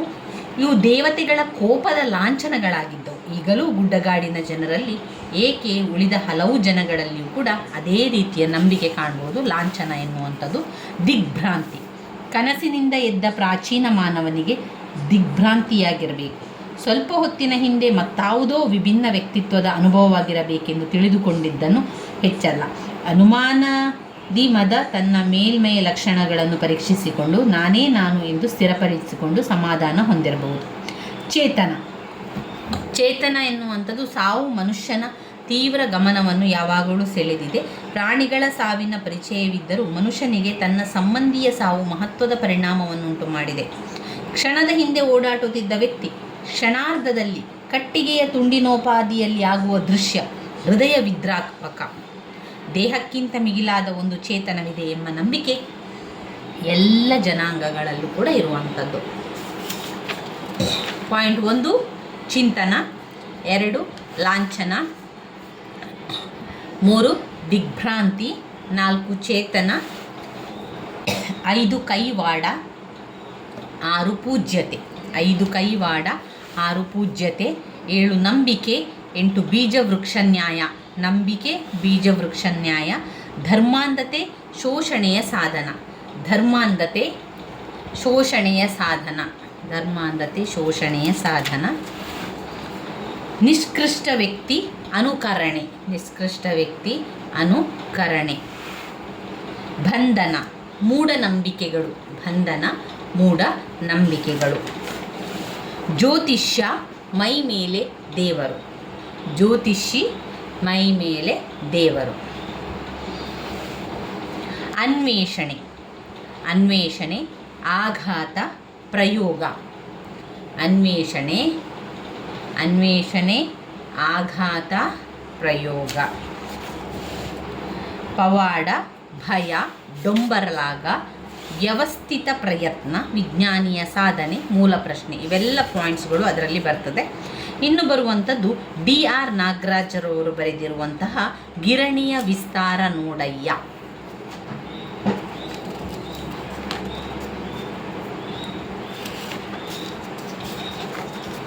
ಗಿರಣಿಯ ವಿಸ್ತಾರ ನೋಡಯ್ಯ ಲೇಖನದ ಆಶಯ: ನಮ್ಮ ದೇಶ ಅಭಿವೃದ್ಧಿಗಾಗಿ ಪಾಶ್ಚಾತ್ಯ ಅಭಿವೃದ್ಧಿಯ ಮಾದರಿಗಳನ್ನು ಅನುಸರಿಸುತ್ತಿದೆ. ಆದರೆ ಆ ಮಾರ್ಗಗಳು ಭವಿಷ್ಯದ ಭಾರತಕ್ಕೆ ಕಂಟಕಪ್ರಾಯವಾಗಿದೆ. ಹಾಗೆಯೇ ಅದು ಜನಸಾಮಾನ್ಯರ ಹಿತವನ್ನು ಕಡೆಗಣಿಸಿದೆ. ಆದ್ದರಿಂದ ಅಭಿವೃದ್ಧಿಗಾಗಿ ನಮ್ಮ ದೃಷ್ಟಿಕೋನ ಬದಲಾಗಬೇಕೆಂಬುದು ಈ ಒಂದು ಲೇಖನದ ಆಶಯ. ಕಡುಬಡವರ, ಸ್ತ್ರೀಯರ, ಬುಡಕಟ್ಟು ಜನರ ಹಿತವನ್ನು ಕಾಪಾಡುವ ಅಭಿವೃದ್ಧಿ ಪಥವನ್ನು ಈ ದೇಶ ಅಳವಡಿಸಿಕೊಳ್ಳಬೇಕೆಂಬ ನಿಲುವನ್ನು ಈ ಲೇಖನ ಹೊಂದಿರುವಂಥದ್ದು. ಗಿರಣಿಯ ವಿಸ್ತಾರ ನೋಡಯ್ಯ ಗದ್ಯ ಸಂಪದದ ಸಾರಾಂಶ ಈ ರೀತಿಯಾಗಿದೆ. ಭಾರತದ ಅಭಿವೃದ್ಧಿ ಪಥವು ಯುರೋಪಿನ ಅಭಿವೃದ್ಧಿ ಪಥವನ್ನು ಮುಂದೆ ಇಟ್ಟುಕೊಂಡು ಆ ಒಂದು ಪಥದಲ್ಲಿ ಸಾಗುತ್ತಾ ಇದೆ. ಚಾರಿತ್ರಿಕವಾಗಿ ನಾವು ಅವರಿಗಿಂತ 1-2 ಶತಮಾನ ಹಿಂದುಳಿದಿದ್ದೇವೆ. ಶ್ರಮವಹಿಸಿದರೆ ನಾವು ಅವರ ರೀತಿಯಲ್ಲಿ ಅಭಿವೃದ್ಧಿಯನ್ನು ಕಾಣಬಹುದೆನ್ನುವುದು ಹಲವರ ನಂಬಿಕೆ. ವಿಪರ್ಯಾಸ ಅಂತ ಹೇಳಿದರೆ, ನಾವು ಯಾವ ರಾಷ್ಟ್ರಗಳನ್ನು ಅಭಿವೃದ್ಧಿಯ ನೆಲೆಯಲ್ಲಿ ಮಾದರಿಯಾಗಿ ಸ್ವೀಕರಿಸುತ್ತಿದ್ದೇವೋ ಅವುಗಳ ಹಿನ್ನೆಲೆಯನ್ನು ನಾವು ಸರಿಯಾಗಿ ಮನಗಾಣದಿರುವುದು. ನಮ್ಮವರ ನಂಬಿಕೆಯಂತೆ ನಾವು ಚಾರಿತ್ರಿಕವಾಗಿ ಹಿಂದುಳಿದಿರುವುದು ನಮ್ಮ ಅಭಿವೃದ್ಧಿ ಪಥದ ಹಿಂದುಳಿದಿರುವಿಕೆಗೆ ಕಾರಣ. ಆದರೆ ಇದು ವಾಸ್ತವವಲ್ಲ. ಯುರೋಪ್ ಮೊದಲಾದ ರಾಷ್ಟ್ರಗಳ ಅಭಿವೃದ್ಧಿಯು ಶೋಷಣೆಯ ನೆಲೆಯಲ್ಲಿ ರೂಪು ಪಡೆದಿದೆ. ಲೇಖಕರು ಹೇಳುವಂತೆ ಅವುಗಳು ತಮ್ಮ ತಮ್ಮ ವಸಾಹತು ರಾಷ್ಟ್ರಗಳ ಒಂದು ಶೋಷಿಸಿ ಮೇಲೆ ಬಂದಿದೆ. ಅದರ ಹೊರತಾಗಿ ಬೇರೆ ಯಾವ ಚಾರಿತ್ರಿಕ ಅಂತರವೂ ನಮ್ಮ ಮತ್ತು ಅವರ ನಡುವೆ ಇಲ್ಲ. ಅಂದರೆ ಇಲ್ಲಿ ಅವರು ಹೇಳ್ತಾ ಇರುವಂಥದ್ದು ನಮ್ಮ ದೇಶದ ಬಗ್ಗೆ, ನಮ್ಮ ದೇಶದ ಅಭಿವೃದ್ಧಿ ಮತ್ತು ಪಾಶ್ಚಾತ್ಯ ದೇಶದ ಅಭಿವೃದ್ಧಿಯ ಬಗ್ಗೆ. ಈ ಅಭಿವೃದ್ಧಿಯ ವ್ಯತ್ಯಾಸವನ್ನು ನೋಡುವಾಗ ಯುರೋಪಿಯನ್ನರ ಅಭಿವೃದ್ಧಿ ಹೆಚ್ಚಿದೆ, ನಮ್ಮ ಅಭಿವೃದ್ಧಿ ಕಡಿಮೆ ಇದೆ. ಇನ್ನಷ್ಟು ಒಂದು ಸ್ವಲ್ಪ ಕೆಲಸಗಳನ್ನು ಮಾಡಿದರೆ ಈ ಅಭಿವೃದ್ಧಿ ಅವರಷ್ಟು ನಾವು ಕೂಡ ಮುಂದೆ ಹೋಗ್ಬೋದು ಎನ್ನುವಂಥದ್ದು ಅವರ ಒಂದು ನಿಲುವು. ಇದೇ ಮಾದರಿಯನ್ನು ಭಾರತ ಅನುಸರಿಸಿದರೆ ಮತ್ತೊಂದು ರೀತಿಯ ಶೋಷಣೆಯನ್ನು ಅದು ಘೋಷಿಸುತ್ತದೆ. ಪಾಶ್ಚಾತ್ಯ ಅಭಿವೃದ್ಧಿಶೀಲ ರಾಷ್ಟ್ರಗಳು ಬಾಹ್ಯ ಶೋಷಣೆಯನ್ನು ನಡೆಸಿದರೆ ಭಾರತ ಇದಕ್ಕಾಗಿ ಆಂತರಿಕ ಶೋಷಣೆಯನ್ನು ನಡೆಸಬೇಕಾಗ್ತದೆ. ಆಗ ಮಾತ್ರ ಭಾರತ ಅಭಿವೃದ್ಧಿ ಪಥದ ಬಂಡವಾಳಶಾಹಿ ಬೆಳೆಯಲು ಸಾಧ್ಯವಾಗುವಂಥದ್ದು. ಈ ಆಂತರಿಕ ಶೋಷಣೆಯು ಪ್ರಮುಖವಾಗಿ 2 ರೀತಿಯ ಕೆಟ್ಟ ಮಾರ್ಗದಲ್ಲಿ ಸಾಗ್ತಾ ಇದೆ. ಒಂದು, ಬ್ರಿಟಿಷ್ ಆಳರಸರ ಹಿಂಸೆಯನ್ನು ಪುನರಾವರ್ತಿಸುತ್ತದೆ. ಮತ್ತೊಂದು, ಅಭಿವೃದ್ಧಿ ಪಥದ ಹರಿಕಾರರಿಗೆ, ರಾಜಕೀಯ ನಾಯಕರಿಗೆ ಪರರಾಷ್ಟ್ರದ ಚಿಂತನೆ, ಆಲೋಚನೆ, ಸಂಸ್ಕೃತಿಯೇ ಮೇಲೆನಿಸಿ ಅವರು ಪರಕೀಯರಾಗುತ್ತಾ ಹೋಗ್ತಾರೆ. ಇದಷ್ಟೇ ಅಲ್ಲ, ಪಶ್ಚಿಮ ಕೇಂದ್ರಿತ ಅಭಿವೃದ್ಧಿ ಪಥ ಸಾಗುತ್ತಿರುವ ಮಾರ್ಗಗಳು ಭೂಹಿತಕ್ಕೆ ವಿರುದ್ಧವಾದವು. ಅಭಿವೃದ್ಧಿಗಾಗಿ ಅವು ಅನುಸರಿಸುತ್ತಿರುವ ಮಾರ್ಗಗಳ ಬಗ್ಗೆ ವ್ಯಾಪಕ ಚರ್ಚೆ ಮತ್ತು ಟೀಕೆಗಳು ಕೂಡ ಬಂದಿದೆ. ಪಶ್ಚಿಮ ಕೇಂದ್ರಿತ ಅಭಿವೃದ್ಧಿ ಪಥವು ವ್ಯಾಪಕ ಚರ್ಚೆಗೆ ಗುರಿಯಾಗಲು ಪ್ರಮುಖವಾದ ಕಾರಣಗಳು, ಬೇರೆ ಬೇರೆ ಕಾರಣಗಳನ್ನು ನಾವಿಲ್ಲಿ ಕಾಣ್ಬೋದು. ಅವರು ಅನೇಕ ಕಾರಣಗಳನ್ನು ಕೊಟ್ಟಿದ್ದಾರೆ. ಯಾಕೆ ನಾವು ಅಭಿವೃದ್ಧಿ ಪಥದ ಹತ್ರ ಸಾಗ್ತಾ ಇಲ್ಲ, ಅಥವಾ ನಾವು ಯಾಕೆ ಹಿಂದುಳಿದಿದ್ದೇವೆ, ನಮ್ಮಲ್ಲಿ ಅಭಿವೃದ್ಧಿ ಯಾಕೆ ಆಗ್ತಾ ಇಲ್ಲ ಎನ್ನುವಂಥದ್ದನ್ನು ನಾವು ನೋಡೋದಾದರೆ, ಮೊದಲನೆಯದಾಗಿ ಅವರು ಹೇಳುವಂಥದ್ದು ಪ್ರಕೃತಿಯನ್ನು ಪಾಶ್ಚಿಮಾತ್ಯರು ಭೋಗದ ವಸ್ತುವಾಗಿ ಕಂಡದ್ದು. ಭೋಗದ ವಸ್ತುವಾಗಿ ಕಂಡರಂತೆ. ಯಾವುದನ್ನು? ಪ್ರಕೃತಿಯನ್ನು. ಅವರ ಮೊದಲ ಪಾಯಿಂಟ್ಸಲ್ಲಿ ಅವರು ಹೇಳುವಂಥದ್ದಾಗಿ ಪ್ರಕೃತಿಯನ್ನು ಪಾಶ್ಚಿಮಾತ್ಯರು ಭೋಗದ ವಸ್ತುವಾಗಿ ಕಂಡದ್ದು. ಪ್ರಕೃತಿ ಎನ್ನುವಂಥದ್ದು ಒಂದು ಜಡ ಪದಾರ್ಥ. ಅದನ್ನು ಮಾನವನು ತನ್ನ ವಿಲಾಸಕ್ಕೆ ಬೇಕಾದ ರೀತಿಯಲ್ಲಿ ವಿಲಾಸಿ ಜೀವನಕ್ಕೋಸ್ಕರ ಬಳಸಿಕೊಳ್ಳಬೇಕೆಂಬ ಒಂದು ತೆರನಾದ ಆಲೋಚನೆಗಳು ಬಂಡವಾಳಶಾಹಿ ಎಂಬ ನವನಾಗರಿಕತೆಗೆ ಬೆಂಗಾವಲಾಗಿ ನಿಂತವು. ಪ್ರಕೃತಿಯನ್ನು ಪಾಶ್ಚಿಮಾತ್ಯರು ಭೋಗದ ವಸ್ತುವಾಗಿ ಕಂಡದ್ದು ಮುಖ್ಯವಾದ ಪಾಯಿಂಟ್ಸ್ ಮೊದಲನೇದು. ಎರಡನೇದಾಗಿ, ಈ ಅಭಿವೃದ್ಧಿ ಪಥದಿಂದ ಆಗಿರುವ ಮತ್ತು ಆಗುತ್ತಿರುವ ಮತ್ತೊಂದು ಕೆಟ್ಟ ವ್ಯವಸ್ಥೆ ಅಂದರೆ ಬೆಳೆಯುತ್ತಿರುವ ನಗರ ಸಾಮ್ರಾಜ್ಯ, ಮುಳುಗುತ್ತಿರುವ ಗ್ರಾಮೀಣ ಬದುಕು. ಎರಡನೇ ಪಾಯಿಂಟ್ನಲ್ಲಿ ಕೆಟ್ಟ ವ್ಯವಸ್ಥೆ, ಬೆಳೆಯುತ್ತಿರುವ ನಗರ ಸಾಮ್ರಾಜ್ಯ, ಮುಳುಗುತ್ತಿರುವ ಗ್ರಾಮೀಣ ಬದುಕು. ಇದರ ಮೊದಲನೇ ಪಾಯಿಂಟ್ ನಂಬರ್ 1, ಪ್ರಕೃತಿಯನ್ನು ಪಾಶ್ಚಿಮಾತ್ಯರು ಭೋಗದ ವಸ್ತುವನ್ನಾಗಿ ಕಂಡದ್ದು. ಎರಡನೇ ಪಾಯಿಂಟ್, ಈ ಅಭಿವೃದ್ಧಿ ಪಥದಿಂದ ಆಗಿರುವ ಮತ್ತು ಆಗುತ್ತಿರುವ ಮತ್ತೊಂದು ಕೆಟ್ಟ ವ್ಯವಸ್ಥೆ ಎಂದರೆ ಬೆಳೆಯುತ್ತಿರುವ ನಗರ ಸಾಮ್ರಾಜ್ಯ, ಮುಳುಗುತ್ತಿರುವ ಗ್ರಾಮೀಣ ಬದುಕು. ಮೂರನೆಯದಾಗಿ, ಈ ಅಭಿವೃದ್ಧಿ ಪಥದ ಆಲೋಚನೆಗಳು ಹೊಸ ವ್ಯವಸ್ಥೆಯನ್ನು ರೂಪಿಸಿಕೊಂಡೇ ಬೆಳೆಯುತ್ತಿದೆ. ಈ ಅಭಿವೃದ್ಧಿ ಪಥದ ಆಲೋಚನೆಗಳು ಹೊಸ ವ್ಯವಸ್ಥೆಯನ್ನು ರೂಪಿಸಿಕೊಂಡೇ ಬೆಳೆಯುತ್ತಿದೆ.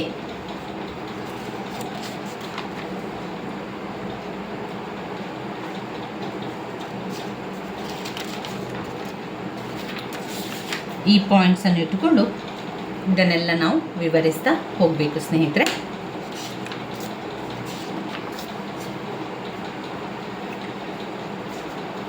ಇನ್ನು ಬರುವಂತಹ ಗದ್ಯ ಸಂಪದ, ರಾಷ್ಟ್ರೀಯತೆ ಒಂದು ಮರುಚಿಂತನೆ. KV ತಿರುಮಲೇಶ್ ಅವರು ಬರೆದಿರುವಂಥ ರಾಷ್ಟ್ರೀಯತೆ ಒಂದು ಮರುಚಿಂತನೆ ಎನ್ನುವುದರಲ್ಲಿ ಈ ರೀತಿಯಾಗಿ ಪಾಯಿಂಟ್ಸ್ ಮಾಡಿಕೊಂಡು ಹೋಗಿ. ಭಾರತ ದೇಶ ಬಹುಸಂಸ್ಕೃತಿಯ ನೆಲೆಬೀಡು. ಭಾರತ ದೇಶ ಬಹುಸಂಸ್ಕೃತಿಯ ನೆಲೆಬೀಡು. 2, ನಾನಾ ಜನಾಂಗಗಳು ಮತ್ತು ಜಾತಿಗಳು ಹಾಗೂ ಧರ್ಮಗಳಿವೆ. ನಾನಾ ಜನಾಂಗಗಳು ಮತ್ತು ಜಾತಿಗಳು ಹಾಗೂ ಧರ್ಮಗಳಿವೆ.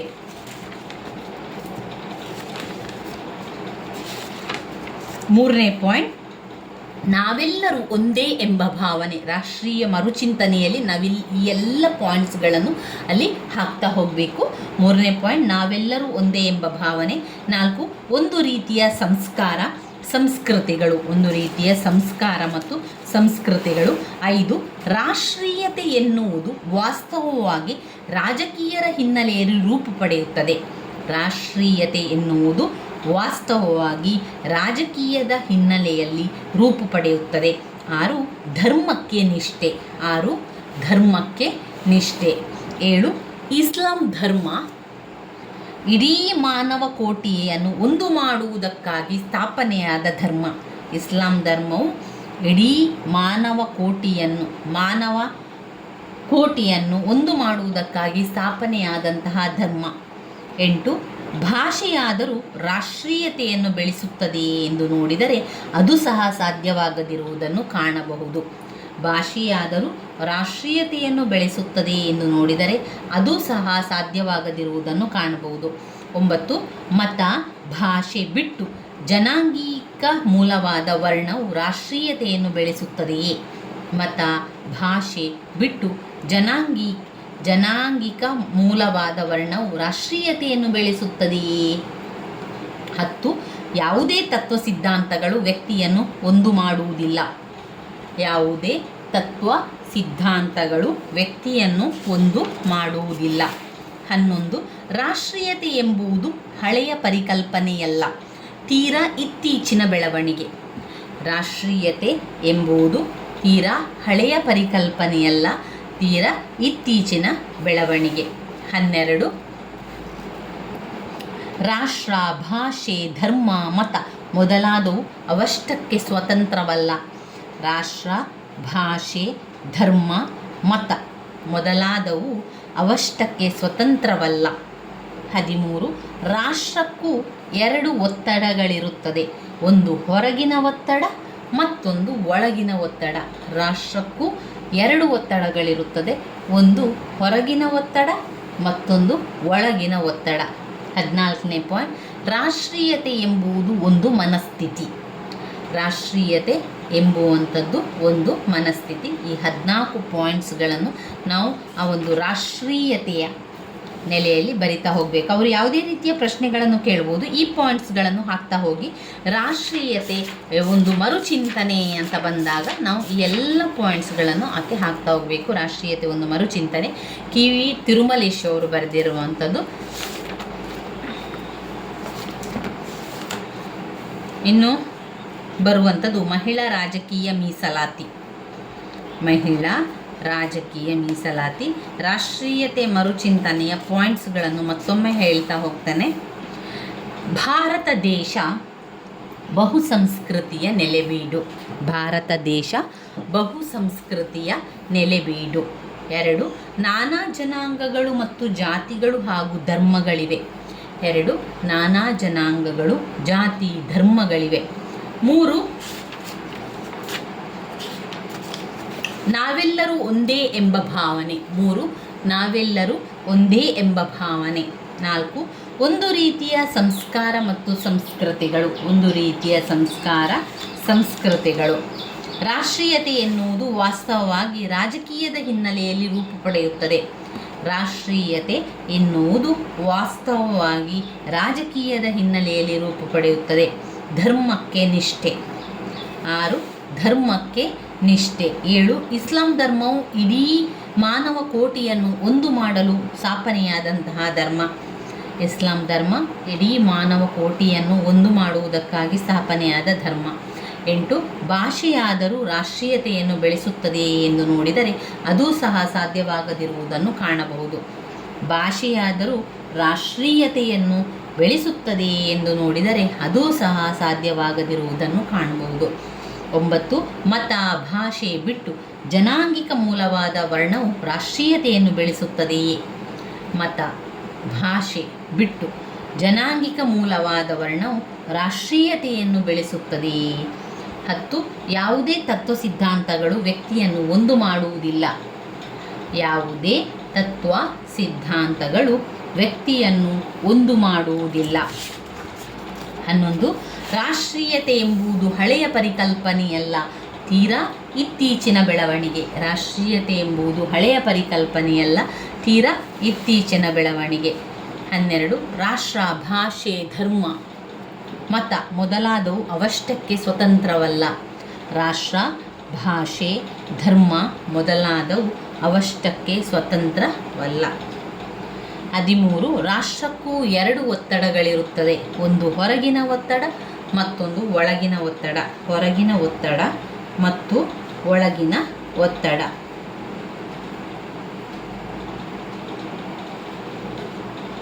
14, ರಾಷ್ಟ್ರೀಯತೆ ಎಂಬುದು ಒಂದು ಮನಸ್ಥಿತಿ. ರಾಷ್ಟ್ರೀಯತೆ ಎಂಬುದು ಒಂದು ಮನಸ್ಥಿತಿ.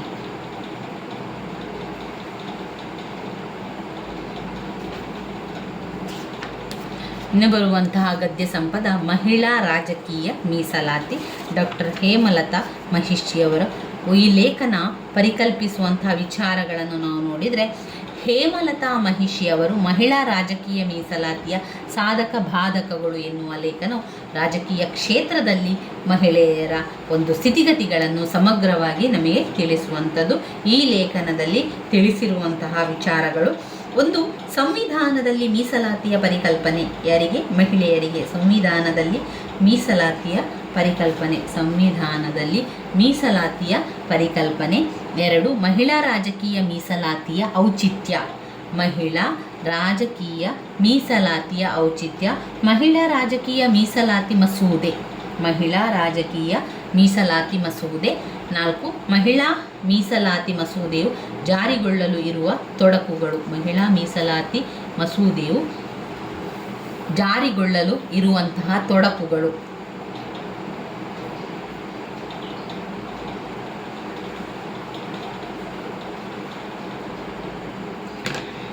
ಲೇಖನ ಪರಿಕಲ್ಪನೆಯಲ್ಲಿ ಮಹಿಳಾ ರಾಜಕೀಯ ಮೀಸಲಾತಿಯಲ್ಲಿ ಒಂದು ಸಂವಿಧಾನದಲ್ಲಿ ಮೀಸಲಾತಿಯ ಪರಿಕಲ್ಪನೆ.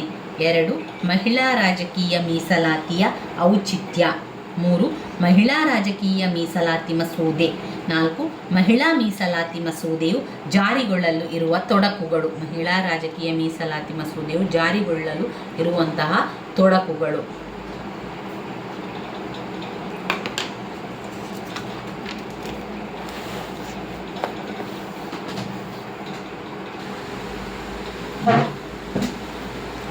ಮೊದಲನೇ ಪಾಯಿಂಟ್, ಸಂವಿಧಾನದಲ್ಲಿ ಮೀಸಲಾತಿಯ ಪರಿಕಲ್ಪನೆ. ಏನು ಸಂವಿಧಾನದಲ್ಲಿ ಮೀಸಲಾತಿ? ಅಲ್ಲಿ ಮೀಸಲಾತಿ ಕೊಡುವಂಥದ್ದು ಅಂದರೆ ಅವಕಾಶವನ್ನು ಕೊಡುವಂಥದ್ದು. ಭಾರತ ಸಂವಿಧಾನವು ದೇಶದ ಎಲ್ಲ ಪ್ರಜೆಗಳಿಗೂ ಕೂಡ ಸರಿಯಾದ ರೀತಿಯಲ್ಲಿ ಸಮಾನವಾದ ಹಕ್ಕುಗಳನ್ನು ಕೊಟ್ಟಿದೆ. ಸಮಾನ ರಕ್ಷಣೆಯನ್ನು ಅದು ಕೊಡ್ತಾ ಇದೆ. ಧರ್ಮ, ಜಾತಿ, ವರ್ಗ, ವರ್ಣ, ಜನಾಂಗ, ಪ್ರದೇಶ, ಲಿಂಗಭೇದದ ಆಧಾರದ ಮೇಲೆ ಯಾವ ವಿರುದ್ಧವೂ ತಾರತಮ್ಯ ಧೋರಣೆಯನ್ನು ತೋರಿಸಬಾರದೆಂದು ಅದು ತಿಳಿಸುತ್ತದೆ. ಆದರೆ ಮಹಿಳೆಗೆ, ಮಕ್ಕಳಿಗೆ ವಿಶೇಷ ಕಾನೂನುಗಳನ್ನು ಮಾಡಬಹುದೆಂದು ಸಾಮಾಜಿಕವಾಗಿ, ಶೈಕ್ಷಣಿಕವಾಗಿ ಹಿಂದುಳಿದವರ ಪ್ರಗತಿಗಾಗಿ ಕ್ರಮವನ್ನು ಕೈಗೊಳ್ಳಬಹುದೆಂಬ ಅವಕಾಶವನ್ನು ಕೂಡ ಕಲ್ಪಿಸಿದೆ. ಇದಕ್ಕೆ ಮುಖ್ಯ ಕಾರಣ ಏನು? ಅಸಮ ಪರಿಸ್ಥಿತಿಯಲ್ಲಿರುವವರಿಗೆ ಸಮಾನ ಹಕ್ಕುಗಳನ್ನು, ಅವಕಾಶಗಳನ್ನು ಕೊಟ್ಟರೂ ಅವರಿಗೆ ತಾವಿರುವ ಅಸಹಾಯಕ ಪರಿಸ್ಥಿತಿಯಿಂದಾಗಿ ಅವುಗಳನ್ನು ಉಪಯೋಗಿಸಿಕೊಳ್ಳಲು ಆಗುವುದಿಲ್ಲ ಎನ್ನುವ ವಾಸ್ತವ. ಇಂತಹ ಅಸಮಾನತೆಯ ಅಸಮತೋಲನವಾದ ಸಂದರ್ಭವನ್ನು ಸರಿಪಡಿಸಲು ಸಂವಿಧಾನ ಕಲ್ಪಿಸಿದ ಅವಕಾಶವೇ ಮೀಸಲಾತಿಯಾಗಿದೆ. ಮೀಸಲಾತಿ ಆಗಿರುವಂಥದ್ದು ಸಂವಿಧಾನವು ಕಲ್ಪಿಸಿದ ಅವಕಾಶವೇ ಮೀಸಲಾತಿಯಾಗಿದೆ.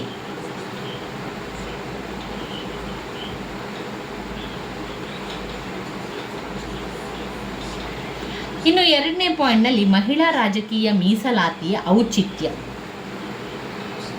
21ನೇ ಶತಮಾನದ ಒಂದು ದಶಕಗಳು ಕಳೆದರೂ ಮಹಿಳಾ ರಾಜಕೀಯ ಮೀಸಲಾತಿ ಮಸೂದೆಯು ಜಾರಿಗೊಂಡಿಲ್ಲ. ಇದಕ್ಕೆ ಮುಖ್ಯ ಕಾರಣ ಪ್ರತಿರೋಧಗಳನ್ನು ತಿಳಿದುಕೊಳ್ಳುವ ಮೊದಲು ಮಹಿಳಾ ರಾಜಕೀಯ ಮೀಸಲಾತಿಯ ಔಚಿತ್ಯವನ್ನು ಸ್ಪಷ್ಟಪಡಿಸಿಕೊಳ್ಳಬೇಕಾಗ್ತದೆ. ಭಾರತದ ಸಂದರ್ಭದಲ್ಲಿ ಕಳೆದ ಶತಮಾನದ 80ನೇ ದಶಕದ ವೇಳೆಗೆ ಮಹಿಳಾ ಜಾಗೃತಿ ಮೂಡತೊಡಗಿತು. ಸ್ತ್ರೀಪರ ಸಂಘಟನೆಗಳು ರೂಪುಗೊಂಡವು. ಅಲ್ಲದೆ ಮಹಿಳೆಯರಿಗೆ ಸಂಬಂಧಿಸಿದ ವಿಷಯಗಳು ವಿಶ್ವ ಹಾಗೂ ರಾಷ್ಟ್ರೀಯ ಮಟ್ಟದಲ್ಲಿ ಪ್ರಾಮುಖ್ಯತೆಯನ್ನು ಕೂಡ ಪಡೆಯುತ್ತದೆ. ಮಹಿಳೆಯರು ಸ್ಥಳೀಯ ಸಂಸ್ಥೆಗಳಲ್ಲಿ ಸದಸ್ಯರಾಗಿ, ಅಧ್ಯಕ್ಷರಾಗಿ ಕಾರ್ಯನಿರ್ವಹಿಸುತ್ತಿದ್ದಾರೆ. ಜಾತಿ ಬುಡಕಟ್ಟುಗಳಿಗೆ ಮೀಸಲಾತಿ ಕೊಡಲಾಗುವುದರೊಂದಿಗೆ ಹಿಂದುಳಿದ ವರ್ಗದವರಿಗೂ ಮೀಸಲಾತಿಯನ್ನು ಕಲ್ಪಿಸಲಾಗಿದೆ. ಕರ್ನಾಟಕ ರಾಜ್ಯವು ಜಾರಿಗೆಗೊಳಿಸಿದ ಅಧಿನಿಯಮದ ಅನ್ವಯ ಪರಿಶಿಷ್ಟ ಜಾತಿ ಪಂಗಡದವರು, ಹಿಂದುಳಿದ ವರ್ಗಗಳ ಜನರು, ಮಹಿಳೆಯರು ಮೀಸಲು ಸ್ಥಾನಗಳಲ್ಲಿ ಅಲ್ಲದೆ ಸಾಮಾನ್ಯ ಸ್ಥಾನಗಳಿಗೂ ಚುನಾವಣೆಯಲ್ಲಿ ಸ್ಪರ್ಧಿಸಬಹುದು. ಅದಲ್ಲದೆ ಇದೇ ರೀತಿಯ ಮೀಸಲಾತಿಯು ಅಧ್ಯಕ್ಷ, ಉಪಾಧ್ಯಕ್ಷ ಚುನಾವಣೆಗೂ ಅನ್ವಯವಾಗುತ್ತದೆ. 3ನೇ ಪಾಯಿಂಟ್ನಲ್ಲಿ ಮಹಿಳಾ ರಾಜಕೀಯ ಮೀಸಲಾತಿ ಮಸೂದೆ. ಮಹಿಳಾ ರಾಜಕೀಯ ಮೀಸಲಾತಿ ಮಸೂದೆ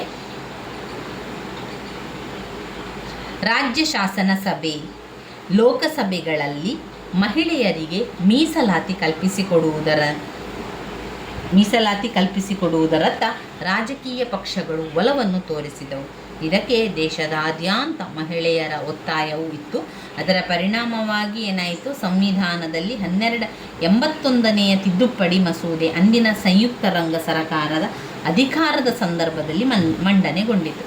ಅಂದಿನಿಂದ 2013ರವರೆಗೂ ಮಹಿಳಾ ಮೀಸಲಾತಿಯ ಬಗ್ಗೆ ಆಡಳಿತ ಪಕ್ಷಗಳು, ಪ್ರತಿಪಕ್ಷಗಳು ಧಾರಾಳವಾಗಿ ಆಶ್ವಾಸನೆಗಳನ್ನು ನೀಡುತ್ತಾ ಬಂದಿದೆ. ಆದರೆ ಮಸೂದೆಯು ಲೋಕಸಭೆಯಲ್ಲಿ ಮಂಡನೆಗೊಂಡರೂ ತಿದ್ದುಪಡಿಗೆ ಆಗ್ರಹಿಸುವ ಪ್ರತಿಪಕ್ಷಗಳ ವಿರೋಧದಿಂದಾಗಿ ಇಂದಿನವರೆಗೂ ಮಹಿಳಾ ರಾಜಕೀಯ ಮೀಸಲಾತಿ ಮಸೂದೆ ಜಾರಿಗೊಳ್ಳದೆ ಹಾಗೆಯೇ ಉಳಿದಿದೆ. ಮಸೂದೆ ಜಾರಿಗೆ ಬರಬೇಕೆಂಬ ಮಹಿಳೆಯರ ಹೋರಾಟದ ಧ್ವನಿಯು ಹಾಗೆ ಉಳಿದಿರುವಂಥದ್ದನ್ನು ಕಾಣ್ಬೋದು. ಇನ್ನು 4ನೇ ಪಾಯಿಂಟ್ನಲ್ಲಿ ಮಹಿಳಾ ಮೀಸಲಾತಿ ಮಸೂದೆಯು ಜಾರಿಗೊಳ್ಳಲು ಇರುವಂಥ ತೊಡಕುಗಳು.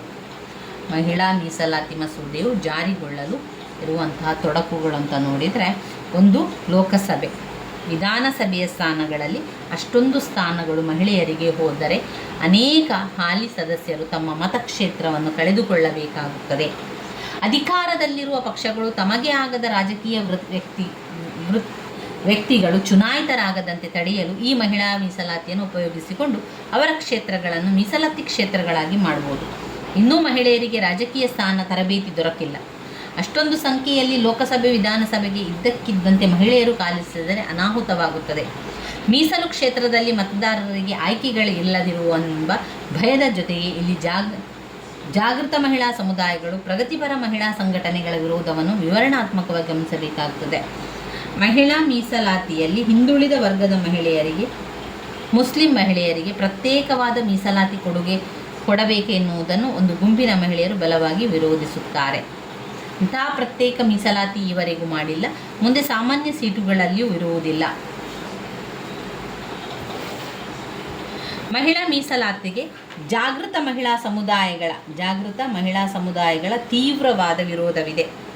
ಈ ಮಸೂದೆಯು ತಿದ್ದುಪಡಿಗೆ ಒಳಪಡದೆ ಇರುವಂತೆಯೇ ಜಾರಿಗೆ ಬರಬೇಕೆಂದು ಒತ್ತಾಯಿಸುವಂಥ ಜಾಗೃತ ಮಹಿಳಾ ವರ್ಗವು ಅದನ್ನು ಸಮರ್ಥಿಸಿಕೊಳ್ಳುವ ಕಾರಣಗಳು ಗಮನಾರ್ಹವಾಗಿದೆ. ಪ್ರತ್ಯೇಕತಾವಾದವನ್ನು ಮಂಡಿಸುತ್ತಿರುವ ಪುರುಷರು ಮಹಿಳೆಯರನ್ನು ಜಾತಿ ಧರ್ಮಗಳ ಮೇಲೆ ವಿಭಜನೆ ಮಾಡುವುದರ ಮೂಲಕ ಮಹಿಳೆಯರನ್ನು ತಮ್ಮ ರಾಜಕೀಯ ದಾಳಗಳನ್ನಾಗಿ ಮಾಡಿಕೊಳ್ಳಲು ಬಯಸುತ್ತಾರೆ. ಇವಿಷ್ಟು ವಿಚಾರಗಳು ಮಹಿಳಾ ಮೀಸಲಾತಿಗಳಲ್ಲಿ ನಾವು ನೋಡುವಂಥ ವಿಚಾರಗಳಾಗಿದೆ. ಮಹಿಳಾ ಮೀಸಲಾತಿಯ ಪರವಿರೋಧಗಳ ವಾದ ಸರಣಿಗಳು ಏನೇ ಇರಲಿ, 21ನೇ ಶತಮಾನದ ಮೊದಲ ದಶಕದ ಕಳೆದರೂ ಮಹಿಳೆಯರಿಗೆ ದೇಶದ ರಾಜಕೀಯ ವಿದ್ಯಮಾನಗಳಲ್ಲಿ ಭಾಗವಹಿಸಲು ಸೂಕ್ತ ಅವಕಾಶಗಳು ಇಲ್ಲ ಎನ್ನುವಂಥದ್ದು ನಿಜವಾದ ಸಂಗತಿ. ಸದ್ಯದ ರಾಜಕೀಯ ಪರಿಸ್ಥಿತಿಗಳಲ್ಲೂ ಮಹಿಳೆಯರು ತಾವಾಗಿಯೇ ರಾಜಕೀಯದಲ್ಲಿ ಸಕ್ರಿಯವಾಗಿ ತೊಡಗಿಸಿಕೊಳ್ಳುವುದು ಅಸಂಭವ ಎಂಬಂತೆ ಇದೆ. ರಾಜಕಾರಣದಲ್ಲಿ ನಾಯಕರು ಹೇಳಿದಾಗ ಕೇವಲ ಕೈ ಎತ್ತುವ ಕೆಲಸ ಮಾಡುವ ಮಹಿಳೆಯರು ಎಷ್ಟೇ ಸಂಖ್ಯೆಯಲ್ಲಿ ಮೀಸಲಾತಿಯ ಮೂಲಕ ಚುನಾಯಿತರಾಗಿ ಬಂದರೂ ಅವರಿಂದ ಮಹಿಳೆಯರಿಗಾಗಲಿ ದೇಶಕ್ಕಾಗಲಿ ಪ್ರಯೋಜನಗಳಿಲ್ಲ. ಈ ಮಹಿಳೆಯರು ಉಳಿದ ಮಹಿಳೆಯರಿಗೆ ಅನುಕರಣೀಯ ಮಾದರಿಗಳಾಗಲಾರರು. ಕೇವಲ ಪುರುಷ ರಾಜಕಾರಣಿಗಳ ಹಿಂಬಾಲಕರಾಗಿಯೇ ಮಾತ್ರ ಉಳಿಯಬಲ್ಲರು. ಇಲ್ಲಿ ಪ್ರಜ್ಞಾವಂತ ನಾಗರಿಕರು ಅರ್ಥ ಮಾಡಿಕೊಳ್ಳಬೇಕಾದ ವಿಷಯವೆಂದರೆ ಯಾವುದೇ ಬಗೆಯ ವಿಭಜನೆಯೇ ಇರಲಿ, ಅದು ರಾಜಕೀಯವಾಗಿ ಮಾತ್ರವಲ್ಲ, ಎಲ್ಲ ಸ್ತರಗಳಲ್ಲಿಯೂ ಮಹಿಳೆಯರನ್ನು ದುರ್ಬಲಗೊಳಿಸುತ್ತದೆ. ಪುರುಷರು ತಮ್ಮ ಸ್ವಾರ್ಥ ರಾಜಕಾರಣದ ಕಾರಣಗಳಿಗಾಗಿ ಮುಂದಿಡುತ್ತಿರುವ ಈ ವಿಭಜನೆಯ ಪ್ರಶ್ನೆಯನ್ನು ಎಲ್ಲ ಜಾತಿ ಧರ್ಮ ವರ್ಗಗಳ ಮಹಿಳೆಯರು ಮಾತ್ರವಲ್ಲ, ಪ್ರಜ್ಞಾವಂತ ಜನಸಾಮಾನ್ಯರೆಲ್ಲರೂ ತಿರಸ್ಕರಿಸಬೇಕಾಗುತ್ತದೆ. ಮಹಿಳೆಯರು ಪ್ರತ್ಯೇಕಗೊಳ್ಳುವುದಿಲ್ಲ ಎಂಬುದನ್ನು ಬಲವಾಗಿ ಸಾರಬೇಕಾಗುತ್ತದೆ.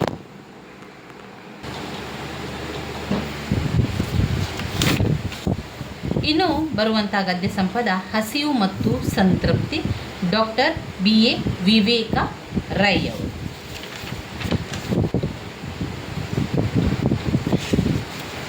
ಹಸಿವು ಮತ್ತು ಸಂತೃಪ್ತಿ. ಯಾವ ಆಹಾರವನ್ನು ದಿನದ ಯಾವ ವೇಳೆಯಲ್ಲಿ ಸೇವಿಸಬೇಕೆನ್ನುವುದು ಮನುಷ್ಯರ ಆಲೋಚನೆ ಹಾಗೂ ಅಗತ್ಯಗಳನ್ನು ಹೊಂದಿಕೊಂಡು ರೂಪಿತವಾದಂತಹ ವ್ಯವಸ್ಥೆ. ಅಂದರೆ ನಾವು ನಮ್ಮ ಪ್ರತಿಯೊಬ್ಬರ ಮನೆಗಳಲ್ಲೂ ಕೂಡ ಯಾವ ಆಹಾರವನ್ನು ಸೇವಿಸಬೇಕು, ಯಾವುದನ್ನು ಮಾಡಬೇಕು ಎನ್ನುವಂಥದ್ದು ಅವರವರಿಗೆ ಬಿಟ್ಟಂತಹ ವಿಚಾರ ಆಗಿದೆ. ಈಗ ಪ್ರತಿಯೊಂದು ಮನೆಯಲ್ಲಿ ನಾವು ಏನು ಮಾಡ್ತೇವೆ, ಇವತ್ತು ಯಾವ ಊಟ ಮಾಡಬೇಕು, ಅನ್ನ ಸಾರು, ಅನ್ನ ಸಾಂಬಾರು, ಈ ರೀತಿಯಾಗಿ ಯಾವ ಆಹಾರವನ್ನು ನಾವು ಬಳಸ್ತೇವೆ ಎನ್ನುವಂಥದ್ದು ನಮಗೆ ಬಿಟ್ಟಂಥದ್ದು. ದಿನಕ್ಕೆ ಎಷ್ಟು ಬಾರಿ ಊಟ ಮಾಡಬೇಕು, ಯಾವಾಗ ಊಟ ಮಾಡಬೇಕು ಎನ್ನುವಂಥದ್ದು ಪ್ರಾದೇಶಿಕವಾಗಿ ಮತ್ತು ಐತಿಹಾಸಿಕವಾಗಿ ವ್ಯಾಖ್ಯಾನಗೊಂಡಿರುವಂಥ ಅಂಶ. ಹೀಗಿದ್ದರೂ ಹಳ್ಳಿ ಮತ್ತು ನಗರ ಸಂಸ್ಕೃತಿ, ಕೃಷಿ ಮತ್ತು ಕಾರ್ಮಿಕ ಸಂಸ್ಕೃತಿಗೆ ಅನುಗುಣವಾಗಿ ರೂಪಿತಗೊಂಡಿರುವಂಥದ್ದು ಗಮನಿಸಬಹುದು. ಹಸಿವು ಮತ್ತು ಸಂತೃಪ್ತಿಯಲ್ಲಿ ಒಂದು ಮನುಷ್ಯ ಕೇಂದ್ರಿತ ಆಲೋಚನೆಗಳು ಎಂಬ ಲೇಖನವು ಹಸಿವು ಮತ್ತು ಆಹಾರದ ಪರಿಕಲ್ಪನೆಯು ಹಲವು ನೆಲೆಗಳನ್ನು ನಿರೂಪಿಸುತ್ತದೆ. ಅದರಲ್ಲಿ ಮುಖ್ಯವಾಗಿ 4 ಪಾಯಿಂಟ್ಸ್ಗಳನ್ನು ಕೊಟ್ಟಿದ್ದಾರೆ. 1, ಆಹಾರ ಮತ್ತು ಜನಪದ ಸಂಸ್ಕೃತಿ ಪದ್ಧತಿ. ಆಹಾರ ಪದ್ಧತಿ ಮತ್ತು ಜನಪದ ಸಂಸ್ಕೃತಿ ಪದ್ಧತಿ. 2, ಸ್ಥಳೀಯ ಆಹಾರವೆಂಬ ಪರಿಕಲ್ಪನೆ. 3, ಆಹಾರ ತತ್ವ ಮತ್ತು ಆರ್ಥಿಕ ಸಾಮಾಜಿಕ ವ್ಯವಸ್ಥೆ. ಆಹಾರ ತತ್ವ ಮತ್ತು ಆರ್ಥಿಕ ಸಾಮಾಜಿಕ ಆಹಾರ ತತ್ವ ಮತ್ತು ಆರ್ಥಿಕ ಸಾಮಾಜಿಕ ವ್ಯವಸ್ಥೆ. 4ನೇದು ಆಹಾರ ತತ್ವ ಮತ್ತು ಪರಿಸರ. ಆಹಾರ ತತ್ವ ಮತ್ತು ಪರಿಸರ. ಅವರು ಕೊಟ್ಟಿರುವ ಪ್ರಕಾರ ಅದರ ಸಾರಾಂಶದಲ್ಲಿ ಈ ರೀತಿಯಾಗಿದೆ ನೋಡಿ. ಜಗತ್ತಿನ ಹಸಿವು ಅನ್ನುವುದು ತಮಗೊಂದು ಸವಾಲಾಗಿದೆ ಎಂದು ಆಹಾರ ಮತ್ತು ಜೈವಿಕ ತಂತ್ರಜ್ಞಾನದ ಉದ್ಯಮ ಸಮುಚ್ಚಯಗಳು ಹೇಳಿಕೊಳ್ಳುತ್ತದೆ. ಊಟೋಟಗಳ ಈ ಅಸುರಿ ಲೋಕದ ವಾಣಿಜ್ಯ ಕಾರ್ಪೊರೇಟರ್ಗಳು ಆಹಾರದ ಕೆಲವು ಮೂಲ ಸಾಮಗ್ರಿಗಳನ್ನು ತೆಗೆದುಕೊಂಡು ಅನೇಕ ಬಗೆಗಳಲ್ಲಿ ಅವುಗಳ ಮೂಲ ಸತ್ವದಿಂದ ಅವುಗಳನ್ನು ಪರಕೀಯಗೊಳಿಸಲಾಗುತ್ತಿದೆ. ಅಂದರೆ ಅವುಗಳನ್ನು ಸಂಸ್ಕರಣಗೊಳಿಸಿ ಮಾರ್ಪಡಿಸಿ ಅವುಗಳಿಂದ ಮಾರಾಟಕ್ಕಾಗಿ ಆಹಾರ ವಸ್ತುಗಳನ್ನು ತಯಾರು ಮಾಡಲಾಗ್ತಾ ಇದೆ. ಇಂತಹ ವೇಗದ ಆಹಾರ ಪದ್ಧತಿಯ ವಿರುದ್ಧವಾಗಿ ಸ್ಥಳೀಯ ಅಡುಗೆ ಮತ್ತು ಊಟೋಪಚಾರದ ಪದ್ಧತಿಗಳನ್ನು ಪ್ರಚಾರಗೊಳಿಸುವ ಸ್ವದೇಶಿ ಆಂದೋಲನವು ಜಾಗೃತಗೊಂಡಿದೆ. ಕಾರ್ಪೊರೇಟ್ ಆಹಾರದ ಈ ಪರಕೀಯಗೊಳಿಸುವ ಸಂಸ್ಕೃತಿಗೂ ಸಮಾಧಾನದ ಊಟ ತಿಂಡಿಗಳ ಜನಪದ ಆತ್ಮೀಯತೆಗಳ ಮಾರ್ಗಕ್ಕೂ ಗತಿತಾರ್ಕಿಕವಾದ ದ್ವಂದ್ವ ಮಾನವ ಸಂಕೀರ್ಣವಾದ ಸಂಬಂಧಗಳಿವೆ. ಪ್ರಪಂಚದ ಹೆಚ್ಚಿನ ಜನರಿಗೆ ಆಹಾರ ಅನ್ನುವುದು ಕೇವಲ ತಾವು ತಿಂದು ತೇಗಲಿಕ್ಕೆ ಇರುವ ವಸ್ತುವಷ್ಟೇ ಅಲ್ಲ, ಅವರ ಪಾಲಿಗೆ ಅವು ಬದುಕುವ ಮತ್ತು ಬದುಕಿಸುವ ಮಾರ್ಗ. ವ್ಯಕ್ತಿಗಳ ಬದುಕಿನಲ್ಲಿ ಆಹಾರಕ್ಕೆ ವಿಶಾಲವಾದ ಅರ್ಥಶಕ್ತಿಗಳಿವೆ. ಪ್ರಕೃತಿಗೂ ಮನುಷ್ಯರ ಉಳಿವು ಮತ್ತು ಆರೋಗ್ಯ, ಜೀವನೋಪಾಯ, ಸಂಸ್ಕೃತಿಗೂ ಅವಿನಾಭಾವ ಸಂಬಂಧಗಳಿವೆ. ಅನ್ನ ಆಹಾರಗಳಲ್ಲಿ ಇಂತಹ ಸಂಬಂಧಗಳು ಅಡಕಗೊಂಡಿದೆ.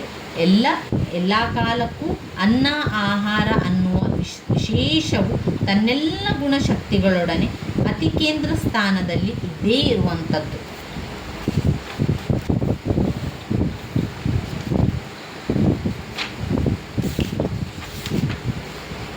ಇಲ್ಲಿ ಹಸಿವು ಮತ್ತು ಸಂಸ್ಕೃತಿಯನ್ನು ಈ ರೀತಿಯಾಗಿ 4 ಪಾಯಿಂಟ್ಸ್ಗಳನ್ನಾಗಿ ಮಾಡಿಕೊಟ್ಟಿದ್ದಾರೆ. ಈ 4 ಪಾಯಿಂಟ್ಸ್ಗಳನ್ನು ನಾವು ಸ್ವಲ್ಪ ತಿಳಿತಾ ಹೋಗುವ ಸ್ನೇಹಿತರೆ. ಹಸಿವು ಮತ್ತು ಸಂಸ್ಕೃತಿಯಲ್ಲಿ ಆಹಾರ ಪದ್ಧತಿ ಮತ್ತು ಜನಪದ ಸಂಸ್ಕೃತಿ. ಜಗತ್ತಿನ ಯಾವುದೇ ದೇಶದ ಯಾವುದೇ ಸಂಸ್ಕೃತಿಯ ಅಧ್ಯಯನವನ್ನು ನಡೆಸಿದರೂ ಕೂಡ ಜನಪದ ಸಂಸ್ಕೃತಿಗೂ ಅಲ್ಲಿನ ಜನತೆಯ ಆಹಾರ ಪದ್ಧತಿಗೂ ಇರುವ ಅವಿನಾಭಾವ ಸಂಬಂಧ ವ್ಯಕ್ತ ಆಗ್ತದೆ. ಅಂದರೆ ಈಗ ಒಂದು ದೇಶವನ್ನು ನಾವು ನೋಡಿದರೆ ಆ ದೇಶದ ಸಂಸ್ಕೃತಿಯ ಅಧ್ಯಯನವನ್ನು ನಡೆಸಿದರೆ ನಮಗೇನಿಸ್ತದೆ, ಅಲ್ಲಿನ ಒಂದು ಜನಪದ ಸಂಸ್ಕೃತಿ ಹೇಗಿದೆ, ಸಂಸ್ಕೃತಿಯ ಅಧ್ಯಯನ ಹೇಗಿದೆ ಎನ್ನುವಂಥದ್ದು ನೋಡ್ತೇವೆ. ಹಾಗೆ ಅಲ್ಲಿನ ಆಹಾರ ಪದ್ಧತಿಗಳನ್ನು ನಾವು ಬಳಸಿಕೊಳ್ತೇವೆ. ಈ ಆಹಾರ ಪದ್ಧತಿಗಳೇನು ನಮ್ಮ ಜೊತೆಗೆ ಒಂದು ಅವಿನಾಭಾವ ಸಂಬಂಧವು ಕೂಡ ವ್ಯಕ್ತ ಆಗ್ತದೆ.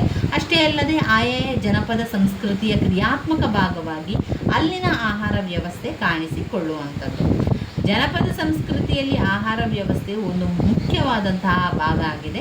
ಅದರಲ್ಲಿ ಆಹಾರ ಮತ್ತು ಉಡುಗೆಗೆ ಸಂಬಂಧಿಸಿದ ಧೋರಣೆಗಳು, ನಿಷೇಧಗಳು, ಪದ್ಧತಿಗಳು, ಅಡುಗೆ ಆಹಾರ ಸಂಬಂಧಿತವಾದಂತಹ ಎಲ್ಲ ರೂಪಗಳು ಆಹಾರ ಸಂಸ್ಕೃತಿಯ ವ್ಯಾಪ್ತಿಯಲ್ಲಿ ಬರುತ್ತವೆ.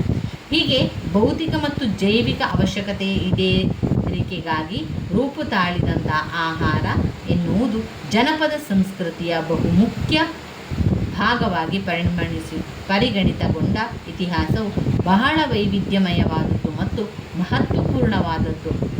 ಆಹಾರವು ಕೇವಲ ಹೊಟ್ಟೆ ತುಂಬಿಸುವ ಸಾಮಗ್ರಿಯಾಗಷ್ಟೇ ಆಗದೆ ಬೇರೆ ಬೇರೆ ಸಂದರ್ಭಗಳಲ್ಲಿ ಅವಕಾಶಗಳನ್ನು ಕೊರತೆಯನ್ನು ಅವಲಂಬಿಸಿಕೊಂಡು ವ್ಯಕ್ತಿಗಳು ರೂಪಿಸಿಕೊಂಡ ಸಾಂಸ್ಕೃತಿಕ ಬದುಕಾಗಿ ರೂಪಿತಗೊಂಡಿರುವಂಥದ್ದು. ಪರಂಪರಾಗತವಾದ ಜನಪದ ಆಹಾರ ಪದ್ಧತಿಯ ಕುರಿತು ಇಲ್ಲಿ ನಾವು ಅಧ್ಯಯನವನ್ನು ನಡೆಸುವಾಗ ಏನು ಗೊತ್ತಾಗ್ತದೆ ಅಂತ ಹೇಳಿದರೆ, ಆಹಾರ ವ್ಯವಸ್ಥೆಯಲ್ಲಿ ಅಡಕವಾಗಿದ್ದಂಥ ಆಹಾರ ತತ್ವಗಳನ್ನು ಶೋಧಿಸುವ ಕೆಲಸವನ್ನು ಮಾಡಬೇಕಾಗ್ತದೆ. ಆಹಾರ ತತ್ವ ಎಂದರೆ ನಿರ್ದಿಷ್ಟ ರೀತಿಯ ಆಹಾರವನ್ನು ಬಳಸಬೇಕಾದ ಅಗತ್ಯವನ್ನು ಕಂಡುಕೊಂಡ ತತ್ವ. ಉದಾಹರಣೆಗೆ ಬೆಳಗ್ಗಿನ, ಮಧ್ಯಾಹ್ನದ, ರಾತ್ರಿಯ ವೇಳೆಯ ಆಹಾರ. ಯಾವ ಹೊತ್ತಿಗೆ ಯಾವುದಿರಬೇಕು, ಯಾಕೆ ಅದನ್ನು ಆ ಹೊತ್ತಿಗೆ ತಿನ್ನಬೇಕು, ಯಾಕೆ ಅದನ್ನು ಅದರ ಆಹಾರ ತತ್ವಗಳನ್ನು ಗಮನಿಸಬೇಕು ಎನ್ನುವಂಥದ್ದನ್ನೆಲ್ಲ ನಾವು ತಿಳಿತಾ ಹೋಗಬೇಕಾಗ್ತದೆ. ಮಳೆಗಾಲ, ಬೇಸಿಗೆಗಾಲ, ಚಳಿಗಾಲ, ಋತುಮಾನಕ್ಕೆ ಸಂಬಂಧಿಸಿದಂತೆ ಆಹಾರ ವ್ಯವಸ್ಥೆಯನ್ನು ಕೂಡ ಬದಲಾವಣೆಗಳನ್ನು ಮಾಡ್ತಾ ಹೋಗಬೇಕು.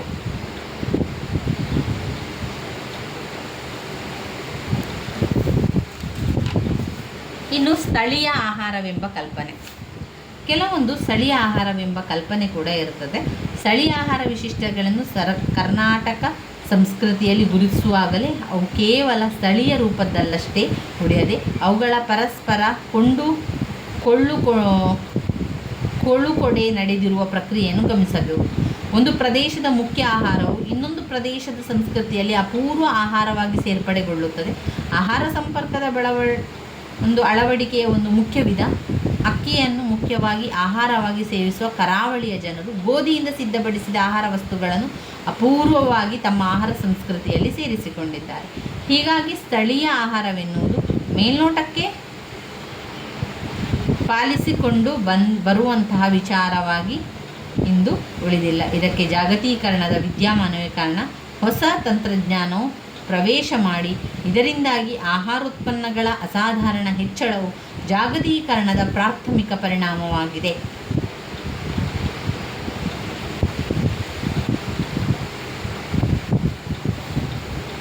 ಆಹಾರ ತತ್ವ ಮತ್ತು ಆರ್ಥಿಕ ಸಾಮಾಜಿಕ ವ್ಯವಸ್ಥೆಯಲ್ಲಿ ಸ್ಥಳೀಯ ವಿಶಿಷ್ಟ ಆಹಾರಗಳ ಜೊತೆಗೆ ಸಾಮಾಜಿಕ ವರ್ಗದ ಸಂಬಂಧಗಳು ಕೆಲವೊಮ್ಮೆ ಏರ್ಪಡುತ್ತದೆ. ನಮ್ಮ ವರ್ತಮಾನದ ಸಂದರ್ಭಗಳು ಆರ್ಥಿಕ ಸಂಸ್ಕೃತಿಗಳನ್ನು ಶಿಥಿಲಗೊಳಿಸಿದೆ. ಜಗತ್ತಿನಾದ್ಯಂತ ಏನಾಗ್ತಾ ಇದೆ, ತರಾತುರಿ ತಿಂಡಿ ತಿನಿಸುಗಳ ಹೋಟೆಲ್ಗಳು, ಅವುಗಳನ್ನು ನಡೆಸುತ್ತಿರುವ ಒಂದು ರಾಷ್ಟ್ರೀಯ ವ್ಯಾಪಾರಿ ಸಂಸ್ಥೆಗಳು, ಇವುಗಳೆಲ್ಲವೂ ಕೂಡ ಅನ್ನ ಆಹಾರ ಎಂಬುದನ್ನು ಕೇವಲ ಒಂದು ಮಾರಾಟದ ಸರಕಾಗಿ ಮಾರ್ಪಡಿಸುತ್ತದೆ. ಜಾಗತೀಕರಣದ ಸಂದರ್ಭದಲ್ಲಿ ಜಗತ್ತಿನ ಹಸಿವು ಎನ್ನುವುದು ತಮಗೊಂದು ಸವಾಲಾಗಿದೆ ಎಂದು ಆಹಾರ ಮತ್ತು ಜೈವಿಕ ತಂತ್ರಜ್ಞಾನದ ಉದ್ಯಮ ಸಮುಚ್ಚಯಗಳು ಪರಿಭಾವಿಸಿದೆ. ಆದರೆ ವಾಸ್ತವಿಕವಾಗಿ ಈ ಕಂಪನಿಗಳ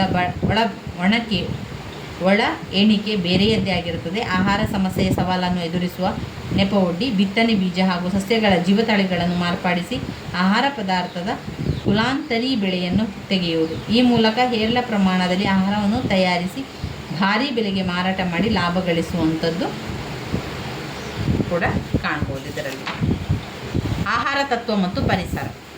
ಅಡುಗೆ ಮತ್ತು ಊಟೋಪಚಾರ ಪದ್ಧತಿಗಳು ಕಾಲಾನುಕ್ರಮದಲ್ಲಿ ಜಗತ್ತಿನಲ್ಲಿ ಎಲ್ಲೆಡೆ ಬದಲಾಗುತ್ತಾ ವಿಕಾಸ ಆಗ್ತಾ ಹೋಗ್ತದೆ.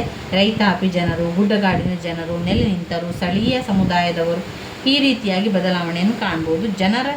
ಜನಪದ ಸಂಸ್ಕೃತಿಯಲ್ಲಿ ಆಹಾರ ಪದ್ಧತಿಯು ನಿರ್ಮಾಣಗೊಂಡದ್ದು ವ್ಯಕ್ತಿಗಳು ಮತ್ತು ಪರಿಸರ ನಡುವಿನ ನಿರಂತರ ಸಂಬಂಧದ ಮೂಲಕ. ಮನುಷ್ಯನು, ತತ್ವಗಳು ಮತ್ತು ಪ್ರಾಣಿಗಳು ಒಂದು ಸಮಗ್ರ ವ್ಯವಸ್ಥೆಯ 3 ಮುಖ್ಯ ಆಯವ್ಯಯಗಳು. ಈ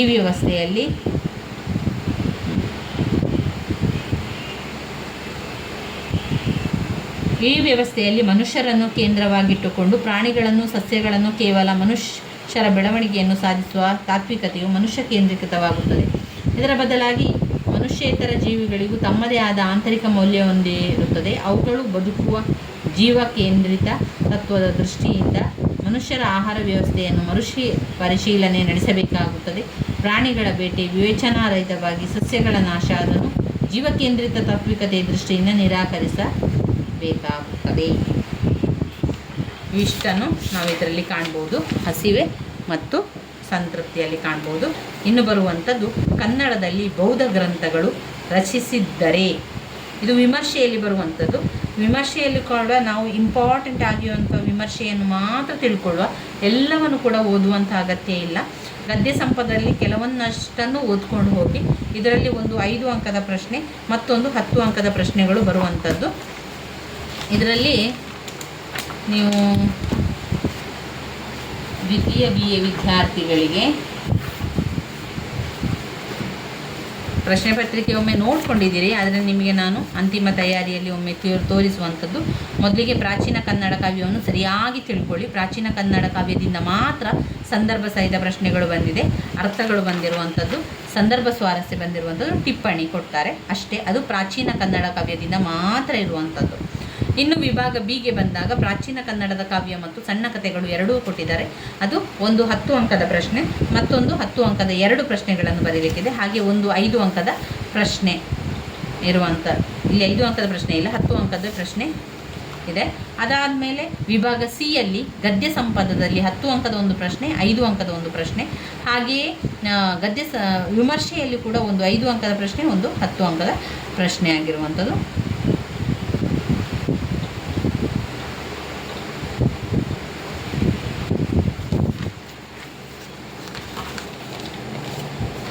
ಕನ್ನಡ ಪರೀಕ್ಷೆಯನ್ನು ಬರೀಬೇಕಾದ್ರೆ ತುಂಬ ಯೋಚನೆ ಮಾಡಿಕೊಳ್ಬೇಕು. ಅಲ್ಲಿ ನೀವು ಯೋಚನೆ ಮಾಡಿಕೊಂಡು ಕೂತ್ಕೊಳ್ಬಾರ್ದು. ಫಾಸ್ಟಾಗಿ ಉತ್ತರವನ್ನು ಬರೀಬೇಕು. ತುಂಬ ವೇಗವಾಗಿ ನಿಮ್ಮ ಉತ್ತರ ಇರಲಿ. ಇಲ್ಲ ಅಂತಂದರೆ ನೀವು ನಿಧಾನ ಮಾಡಿದ್ದೀರಿ ಅಂತಾದರೆ ಏನಾಗ್ತದೆ, ಅಲ್ಲಿ ಕೊನೆಯ ಪ್ರಶ್ನೆಗೆ ಉತ್ತರವನ್ನು ಬರೀಲಿಕ್ಕೆ ನಮಗೆ ಸಮಯ ಸಾಕಾಗುವುದಿಲ್ಲ. ಅದರಿಂದ ನಾವು ಆದಷ್ಟು ವೇಗವಾಗಿ ಉತ್ತರವನ್ನು ಬರಿತಾ ಹೋಗಬೇಕು. ಗದ್ಯ ಸಂಪದದಲ್ಲಿ ಬಂದಿರುವಂಥ ಎಲ್ಲ ಗದ್ಯ ಸಂಪದದ ಬಗ್ಗೆ ನಾವು ತಿಳ್ಕೊಂಡೆವು. ಇದರಲ್ಲಿ ಮುಖ್ಯವಾಗಿರುವಂಥದ್ದು ಕರ್ನಾಟಕ ವೈಭವ ವರ್ಣನೆ, ಬಾಳ್ವೆ ಸ್ವೀಕಾರಕ್ಕಿದೆ ನಿರಾಕರಣೆಗಳೆಲ್ಲ, ರಾಷ್ಟ್ರೀಯತೆ ಒಂದು ಮರುಚಿಂತನೆ, ಮಹಿಳಾ ರಾಜಕೀಯ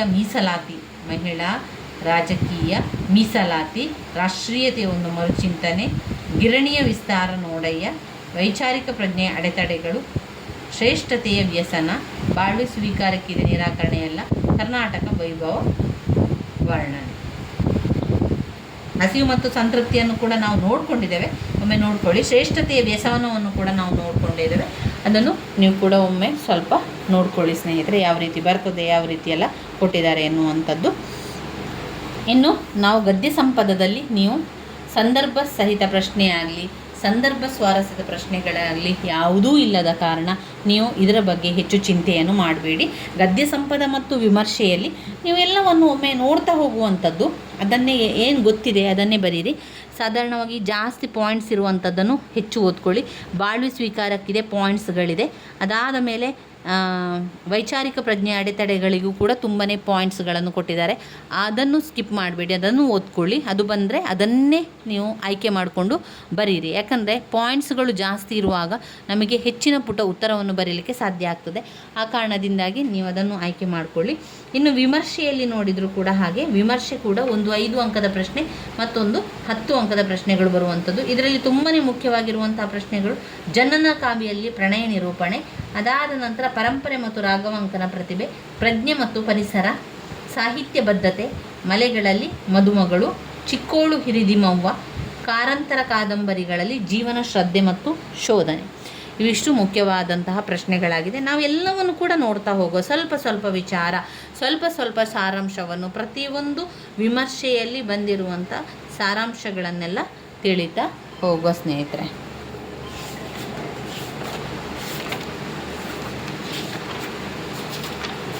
ಅದರಿಂದ ಗದ್ಯ ಸಂಪದವನ್ನು ಚಿಂತೆ ಮಾಡಿಕೊಳ್ಳಿಕ್ಕೆ ಹೋಗಬೇಡಿ. ಗದ್ಯ ಸಂಪದ ಮತ್ತು ವಿಮರ್ಶೆಯನ್ನು ಹೆಚ್ಚು ಟೆನ್ಷನ್ ಮಾಡಿಕೊಳ್ಳುವಂಥದ್ದು ಬೇಡ. ವಿಮರ್ಶೆಯಲ್ಲಿ ಹಾಗೆ ನಾನು ಮುಂದಿನ ವಿಡಿಯೋದಲ್ಲಿ ನಿಮಗೆ ಸಂಪೂರ್ಣವಾಗಿ ವಿಮರ್ಶೆಯಲ್ಲಿ ಬಂದಿರುವಂತಹ ಮುಖ್ಯವಾದಂತಹ ಪ್ರಶ್ನೆಗಳ ವಿವರಣೆಯನ್ನು ನಿಮಗೆ ಕೊಡ್ತೇನೆ. ಅದರಲ್ಲಿರುವಂಥ ಪಾಯಿಂಟ್ಸ್ಗಳಾಗಿರ್ಬೋದು, ಅಥವಾ ಹಾಗೆ ಬರೆಯುವಂಥದ್ದಾದರೆ ಹಾಗೆ ಬರಿತಾ ಹೋಗುವಂಥದ್ದು, ಯಾವುದೇ ಪಾಯಿಂಟ್ಸನ್ನು ಮಾಡಬೇಕು ಅಂತ ಇಲ್ಲ. ಇದರ ತಯಾರಿಯನ್ನು ಮಾಡಿಕೊಳ್ಳಿ. ಗದ್ಯ ಸಂಪದವನ್ನು ಕೂಡ ಓದ್ಕೊಳ್ಳಿ.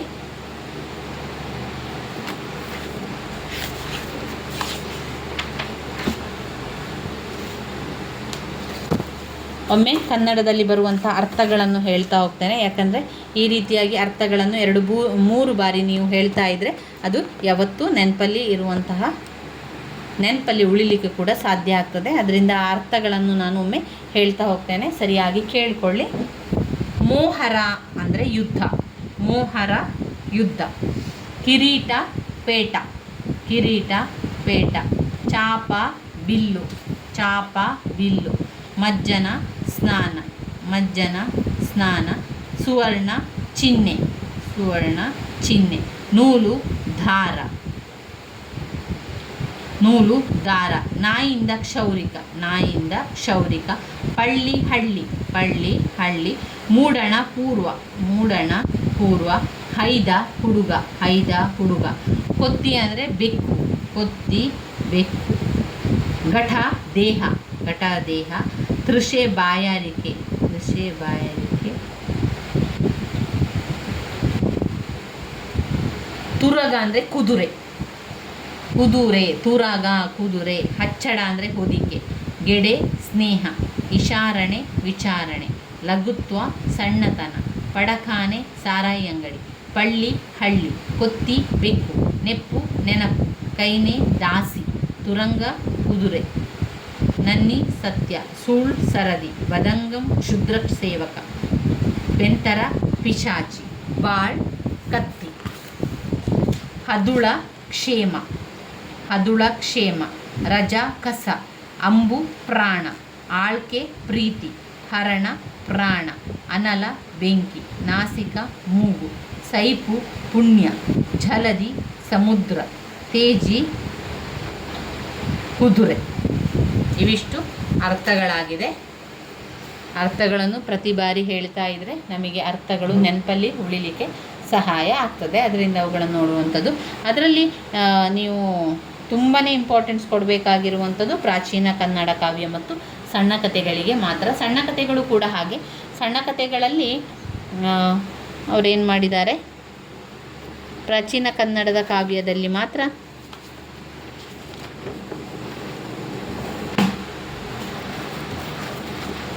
ನೀವು ಪ್ರಶ್ನೆ ಪತ್ರಿಕೆಯನ್ನೊಮ್ಮೆ ನೋಡಿ.